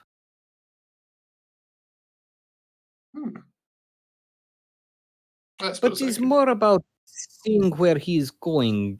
If he spots us, I have excuse to be catching up with him to welcome him to the Evershades. I mean, it's safe to assume he's going to Lord Tonan's to get ready for the wedding. It is very much not the direction he is walking in. I was going to say is that which way he's heading Yeah, away let's go from follow the him. place. I throw on my hood. Okay then. Do you both want to roll stealth? We'll see how well this goes. Dun, dun, dun, dun.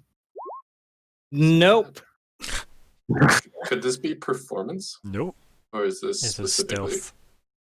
It's if you think about it, it's a lot like tracking. And culture of tracking, yes. So There, how is your... no. the best thing about this is when groups of people are trying to stealth, you take the worst of the rolls, and that's my favourite Oh, thing good. about it. So it's He fine. trips over. So here's the thing, right? It is a genasi and a tiefling trying to go surreptitiously through a city full of basically just humans. So, yeah. Not great. However, yes, you just follow him, right? Yes. You just follow him, and he's going to the library. Mm-hmm. Lucky you. And you haven't told us about the date, right? Nope, he's not mentioned that to Andy yet. He's kept that to himself because there's still no date yet. And yeah, like the crowd kind of like, you know, once they kind of see like what he's up to and where he goes, they all disperse and kind of just leave you two standing in the middle of the street and as the crowd disperses. And yeah, like he just walks up to the library doors, pushes them open, walks in, and you just hear the big thunk of the library door close behind him. I continue making my way towards the door. Yeah. I will also make my way towards the door. Yeah, we'll wait, you know, a specified amount of time before opening it. But we will. I will. Okay, how much time do you want to specify then? Did his guards go in with him? Not what guards? I thought he had guards with him, didn't he? Didn't say that. You think Victor Von Doom needs guards? I think you are getting confused with a legal matter that Disney are starting to get an itch for. I think you'll find this is an OG character called Richter von Rune, I'll have you know. Richter? Very Is it actually different. Victor? It's Richter. I actually had it in as Victor. Then you would be incorrect, sir. It's in the journal as well, under NPCs. Mhm. So totally Richter. Richter von Rune. Totally different character. Totally different. This one has a beard. Under his mask. Yes. You've seen his face before. He wasn't wearing a mask when you first met him. I know. Just his creepy glowing white eyes that are weird. So, yeah. Wait, how long for this? 30 seconds. Okay, you wait 30 seconds. And then head into the library. Yeah, I mean, in theory, I would be pretty good at this. Okay. I don't know what this is yet, but okay. Yeah, sure. You could maybe get good at it. So, you both head in. Close the door behind you, I assume, because these are polite people, I would say. Mm-hmm. Of course. Quietly. Yep. I mean, good luck. And yeah, close the door, and then yeah, standing there is Izazith, whatever the fuck her name was. Standing there discussing things with King Von Rune, and they both turn to look at you, and she gives you a look like, oh, you know, that kind of, oh, I wasn't expecting you, and this is awkward because he's here. And then Von Rune turns round, and there's just the glowing eyes from inside the mask, and the voice that rings out. And he says, "The Genasi Adair, and with a tiefling no less." Adair takes a Well, bow. fire genasi, if you ask the right people. Like, he looks at you, and he says, "That would be incorrect." I agree. And then he turns back to Adair. "Why were you following me?" My lord, I did not realize you were in the Evershades. Big pardons. We're on our way here to library. I was coming to see the lady. I was told the library would have been fully available to myself alone this evening. He turns and just looks at Izazith, who just looks like she's gone 10 shades paler than she already was. And then she quickly glances at you like she's about to murder you. Oh, I'm sorry. I was unawares that I was going to be interrupting. It was just spur of moment decision to come here.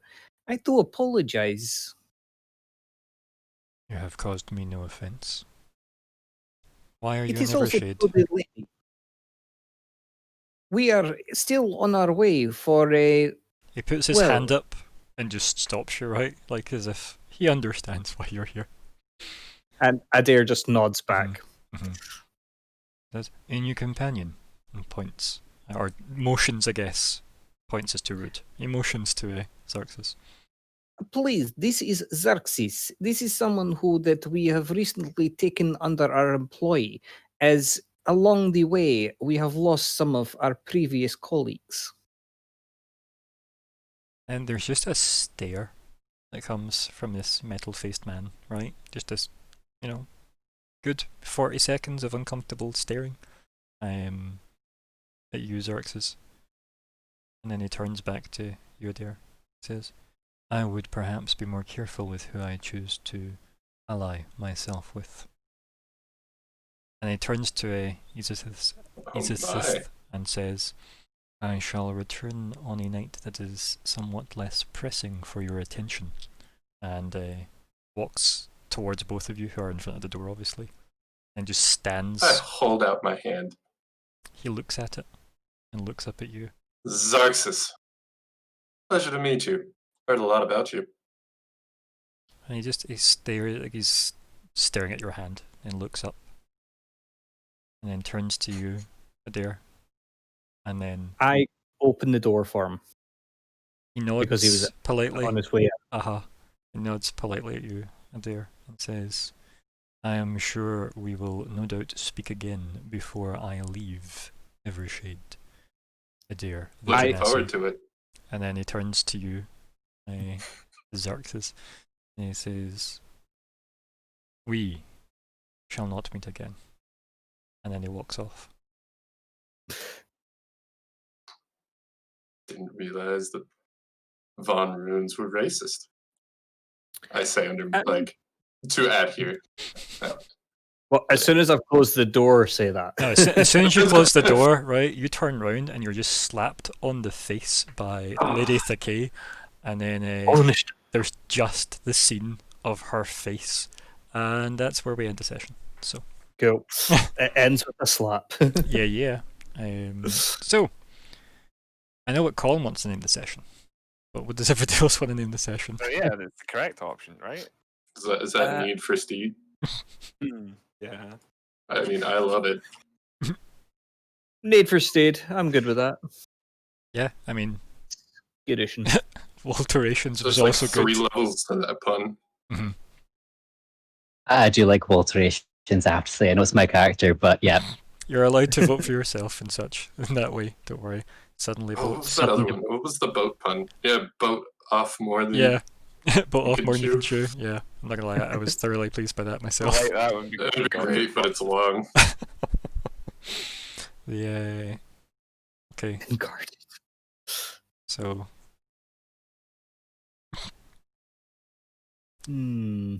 So technically, Need for Steed, which is way up here somewhere, is currently got two votes for it. And nothing else is any, so we win. Let's just put that there so you can click on it and go back up to it if people care. Yeah, I'm gonna say since nobody's voting, yep, it's a Need for Steed. Need for Steed. Need for Steed. It's a very good one. Do you feel the need? Do you feel the need?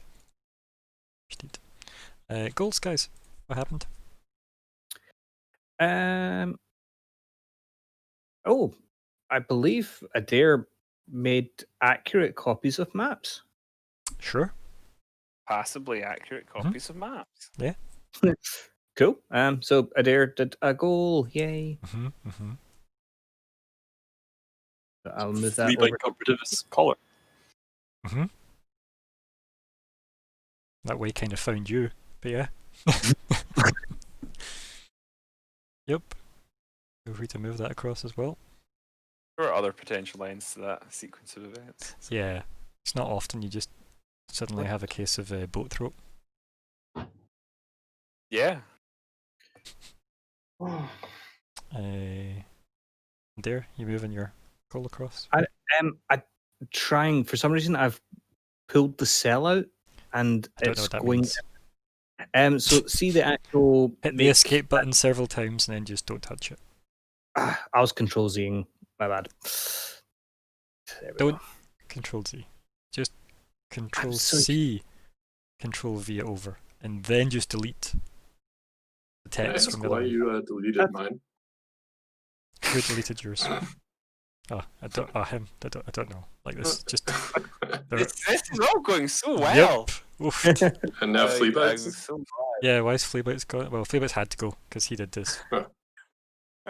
Yeah, that's fair. There. Okay. Did you get it across to the completed list? Yes. There.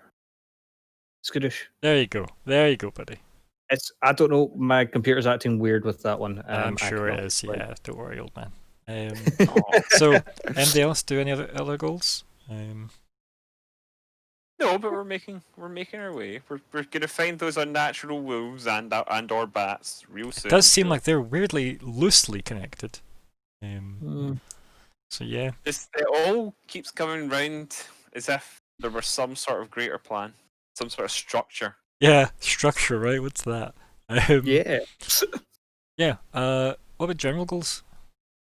Anything needing to be I shot? wanted to ask the wolf about the wedding so much, but I was like, no reason that Fleabite would really know about the wedding or really care. Mhm, But, mhm.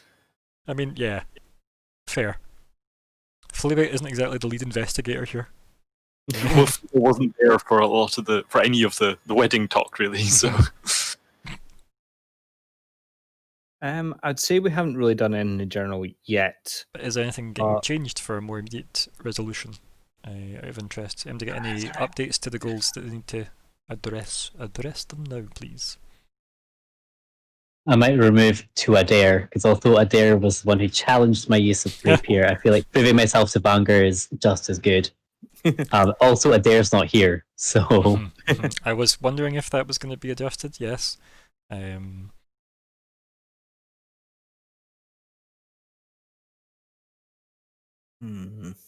I would say you want that to be to Vanger, so that there is a qualifier in there somewhere, not just to yourself, and then you think, yes, I am pretty great. Yes. I will say one thing is that does encourage combat here and now, which, to be clear, almost certainly is going to end up happening considering the personalities involved.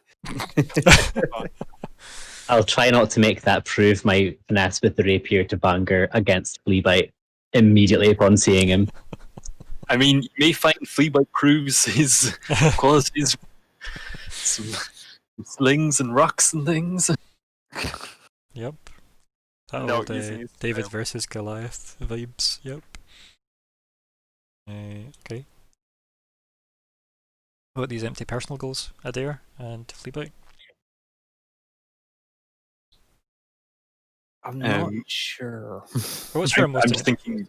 Go for it, Fleabite. I was either using one of my sort of in the bag ones or trying to think of something more current, like. Well, what do you think's the next immediate thing to expect? You know, if this was the end of the episode and then people were posting on the what we think's coming up for next week's episode, you know, what do you think people would assume is going to happen with Fleabite?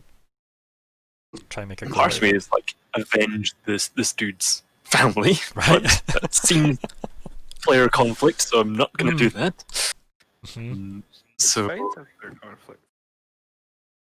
I mean, I'm character conflict. I'm more. I've a fan declared of, it fine. Like player conflict's pretty bad. So yeah. But I wouldn't recommend necessarily making a goal about murdering the two supposed hunters. Yes, not ideal. But I mean, you could have a wolf-related goal if you wanted. Yeah. Yeah. It could be find a way to protect, Bart's pact or pack. D&D has me conditioned to say pact. Yes. While you're having a think about that, Adair, what is literally the most immediate thing you're going to do that isn't rub your face? I'm currently typing something. Oh my. Okay, is anyone got any other general goals that need to be reviewed? Or are we happy with the general goals as they are? Happy. Okay. we're set up to do two of them quite soon. I think so. Yeah, right. So my new goal is to impress Lady. I still can't say her name, but I typed the whole thing. Azazith Obis Thaki. And you wrote Thanky, Thank you. but Thaki.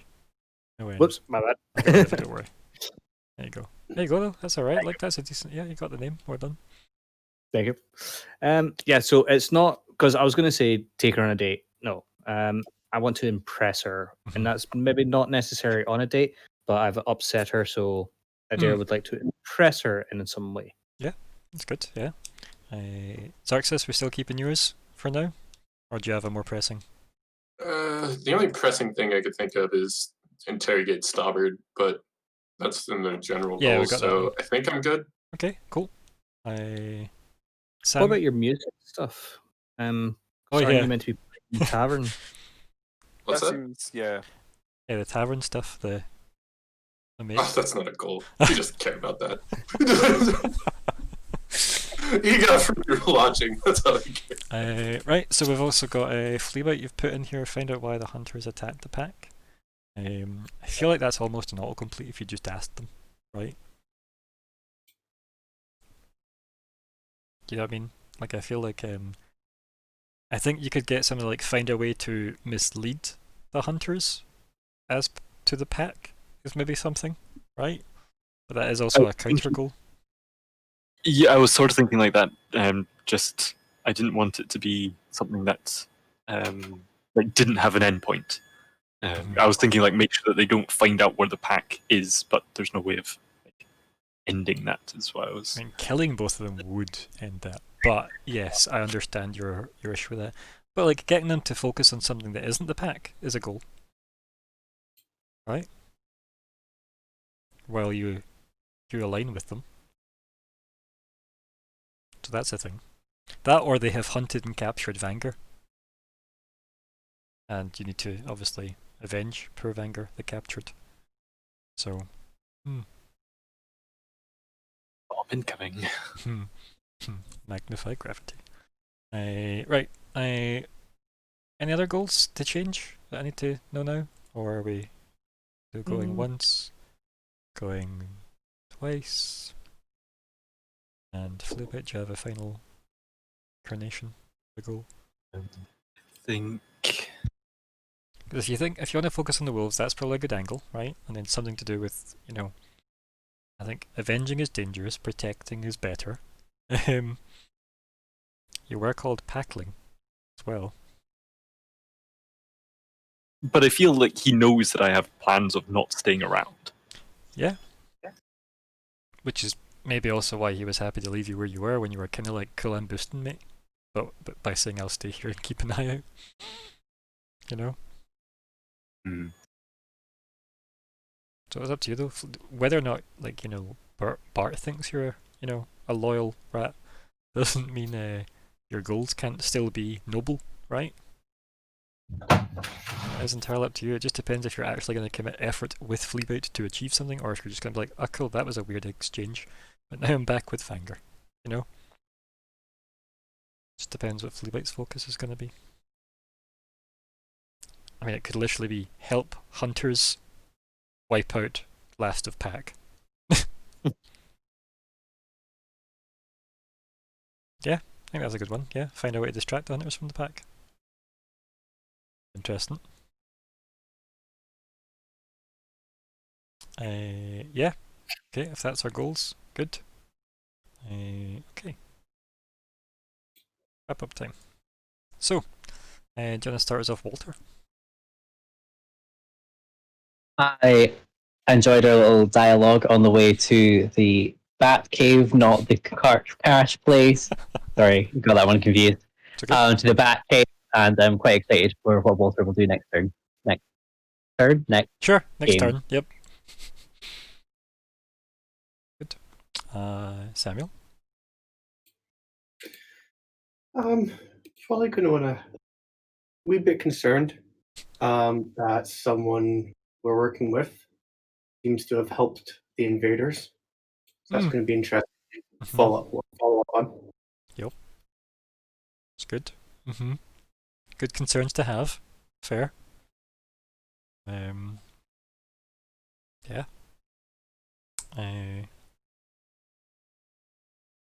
Xerxes. I had already decided a while back that Xerxes was going to have issues with authority. And then that happened, and I was like, oh, what a perfect way to introduce that. You know I they were was going to get on expecting it to be fine. with Lord Tunnen, but that was perfect. You're welcome. Yeah, Okay, yeah. I enjoyed that little exchange. Mm. That was fun. Mhm. And remember, there are things that you can take steps in, like using insight to try and gauge. Is it because I'm a tiefling, ... or not? I Is thought it- about that after we had ended the session, and I didn't want to ask retroactively. It was probably best you didn't. But No, There you go. obviously, if you think of these things again, feel free to ask if you can do shit like that, because, yeah, I do encourage, this is when, like, insight's one of those skills where you kind of have to be relatively proactive about it, but it's sometimes difficult, because you're like, I don't want to interrupt, but at the same time, I want to know. And to be honest, I had already kind of assumed. That's fine, you can assume that. Okay. Doesn't mean to say it's right, but you can assume that. Yeah, cool, yeah. Adair? I got slapped. What the hell? You deserve it. No, good game as always. Thank you. Adair totally drew a map. He showed off his new fancy dagger, which no one tried to nick, which is great. Yeah, I enjoyed that. I guess more we're just setting ourselves up for the next big thing. Instant death. I don't know. Well, I mean, you've got a meeting with Stobart to look forward to, right? Yes, that's if I survive my librarian. Indeed. Yeah. Yeah. Vanger. But- Oh, sorry, carry on, sorry. Oh no. I was just gonna say I'm very intrigued to why Richter wants the library to himself because he's not really a bookman. Oh, he's very specifically a book man. A book Yeah. man. I think you're making there's a specific type of error that I think you're making. Maybe a term for it, but I can't remember. But what I'm going to say is I think you're making the error of assuming that because he wishes other people to read one book, that he wishes only himself to read one book, which I don't think is true. Yes, that is definitely the error he may have made. Or may not have made. Let's see. Yeah, anything else to add, buddy? No, that's me. All good, bud. Perfect. Good game as always. Vanger. So, Hello. yeah, aside from going hello, I had a good time wandering around and sort of getting somewhere. Just chatting. It was a nice little sort of way to introduce the characters to each other a bit more because the previous conversation had been more Business focused. yes, it'd been more about a matter of business dealings, and that was like a little bit more relaxed. Although I can definitely sense that there are some differences of view within the party because while I definitely am playing a character who is more he's perhaps of a different sort of mindset than a lot of the characters I typically play. He is perhaps less. I'm not quite sure what the right term is. Fanatical, perhaps less moralist, and that may because I don't think he'd be particularly comfortable with the idea of like slaughtering a pack. But I can very much imagine Walter will be, if anything, eager. Whereas he might be quite happy, putting down the undead. Say that's fine, that's different. They're dead, or sort of extra dimensional or demonic beings that don't belong here. That's fine, but you might think a bit differently about something that is, something that when it's not hunting mode changes back into a man, or thereabouts. So that'll be interesting. I think like the circumstances under which it happens will very much determine his reaction. Well, if they just jump out and attack us, well, he's gonna have no compunction about fighting back. So that would be, that issue entirely sidestepped. But then where does that leave us with Fleabite? So there's an interesting question there, and I don't know at all how it's all going to shake out, but I'm interested to see. And yeah, also it was an opportunity for the characters to get to know each other a little bit better, and maybe get a little bit of insight into each other's motives more. Samuel's still a bit more mysterious to me.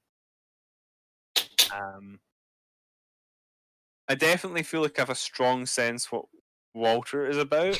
That was There may be Maleficar and the hidden layers. occultism and witches. Yeah. and- He's quite specific, really. There might be stuff there that isn't immediately evident. But so far, I feel like I've definitely got a pretty good grip in him, and so I think going forward, it will be intriguing to see how that all shakes out. It will be interesting also to see what the fuck is happening with those who've left behind, because I think they've already gone about starting to make problems for themselves. But such is life. No, I enjoyed very much watching the two of them interact with a person who very clearly could be enormously difficult if not tiptoed around massively. So it was like watching people walking in eggshells and just waiting to see if any of them break. On the plus side, Adair has a good relationship with them. Tentatively. All right. He complimented his painting. Follow his pride as well, right? That was one thing that struck me, is like Adair was not standoffish. He was like, "Oh, let me get the door for you." He was like, I don't want to say deferential, because he spoke to him almost like an equal, but he definitely did not. He definitely didn't necessarily expect. He definitely didn't expect Von Rune to return that. I think it's interesting. Right? He wasn't sort of talking up to him too much, but he was also showing that sort of degree of deference in terms of like opening the door and that. So that's interesting. And then of course it ended up with him getting slapped with the person. He's not even gone on a date with her yet, so that's funny to me.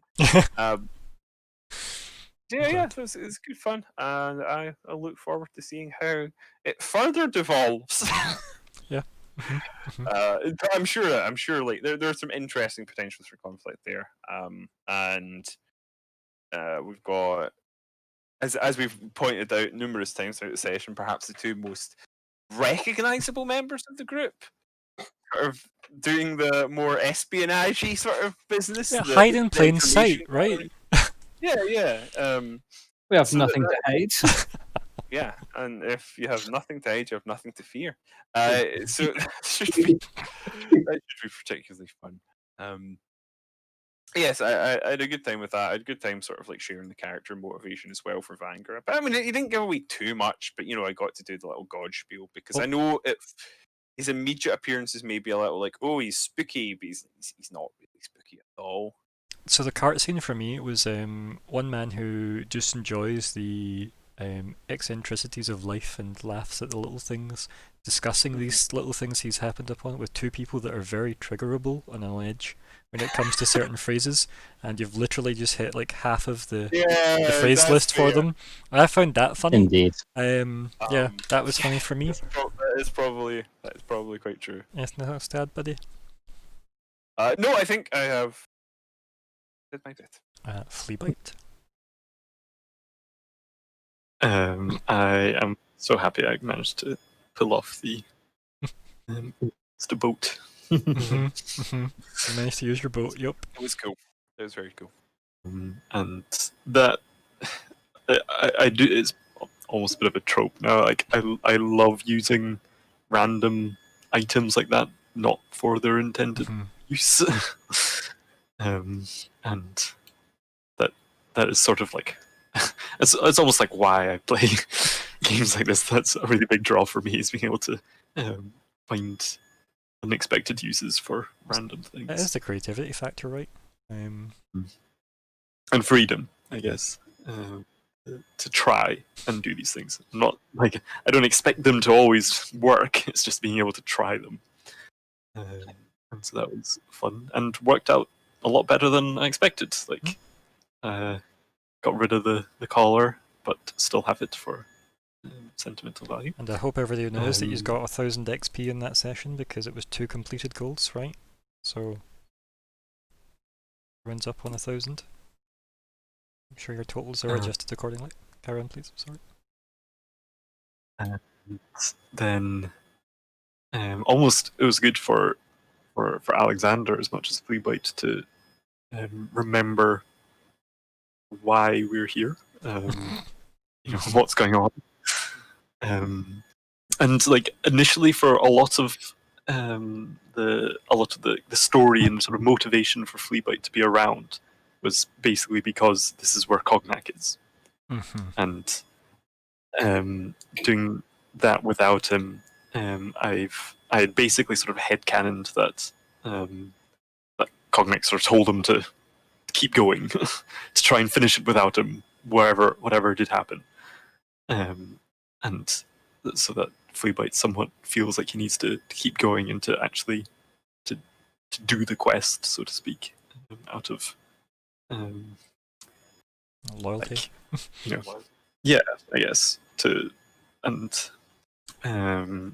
basically the only person that he has that feeling towards. Which I guess was interesting to sort of come to terms with, and then try and speak without revealing too much, but without trying to feel like I'm not revealing too much. Yeah.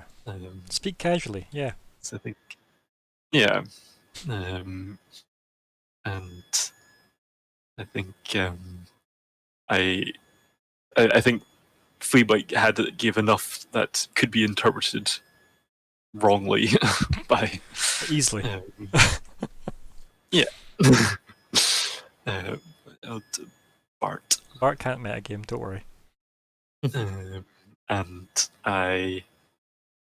next time is going to be tricky. It's going to take all of Fleabite's wit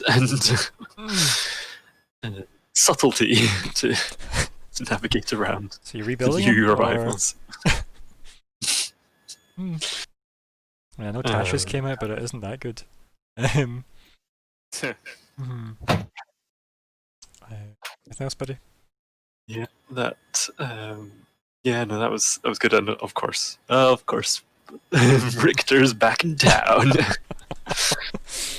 I mean, big fancy wedding, right? Gotta have the neighbouring king. Yeah. But I was glad that it was Adair that was the welcome.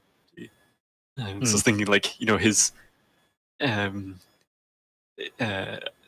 Richter's experiences with the party were like sort of very poor with the Loxodon, like kind of meh with the Tortle, just weird with Fleabite, and then he had quite positive with the gnome, but and with Theo. Yes, and with Theo. Yeah, I remember that amazing like wisdom save that she had. Yeah, that was a great moment. And now we don't have those people, but probably good that we had. No, we've got the one that was the super rare species in the world. Both of you, in fact, being super rare species of the world, and one of them, our wonderful Genasi, did compliment his wonderful paintings, which obviously goes a long way to this man's ego. So it does. Remember when he said, "Yes, I created them myself," and you're like, "You mean painted?" Create. Yup. And I did like that. Our rolls were pretty terrible today. Oh god, yeah. 3 natural ones. Yeah, middling to bad. Yep. And I kind of really wish Fleabite had been there to mock Adair for his terrible stealthiness. Yeah, I mean, I mocked myself in that one, so it's fine. It's good. Yeah. I think that's something like Fleabite sort of presumes that Adair, Fleabite's almost it's not quite he he thinks he's always trying to prove himself better than Adair, so he feels like Adair should be almost as good as him in things like stealth. I should be good at stealth. I've got a +3 to it. And of course, I keep rolling nat ones. I think I had 2 in that game. It's just, yeah, it wasn't great. Like, yeah. It's every time. I've decided when Adair's in battle, he's like Kermit the Frog in Muppet Treasure Island. He's great with a sword until someone says, "Excuse me," and then I throw my sword away. Yeah. That's Adair in battle. This is incomprehensible. I'm the annoying references guy. Don't worry about it. Don't worry about Colin. We'll get back to you next week. Anything else, Fleabit? No, that's it. Lots of fun. It's nice to have you back with us as well. Yes. Yeah, let us swiftly have the party reformed maybe one day. So yeah, thank you everybody for playing. Goodbye to everybody who watched and everybody else who decides to rewatch this at later days. Well done you for getting through it. Bye everybody. Goodbye.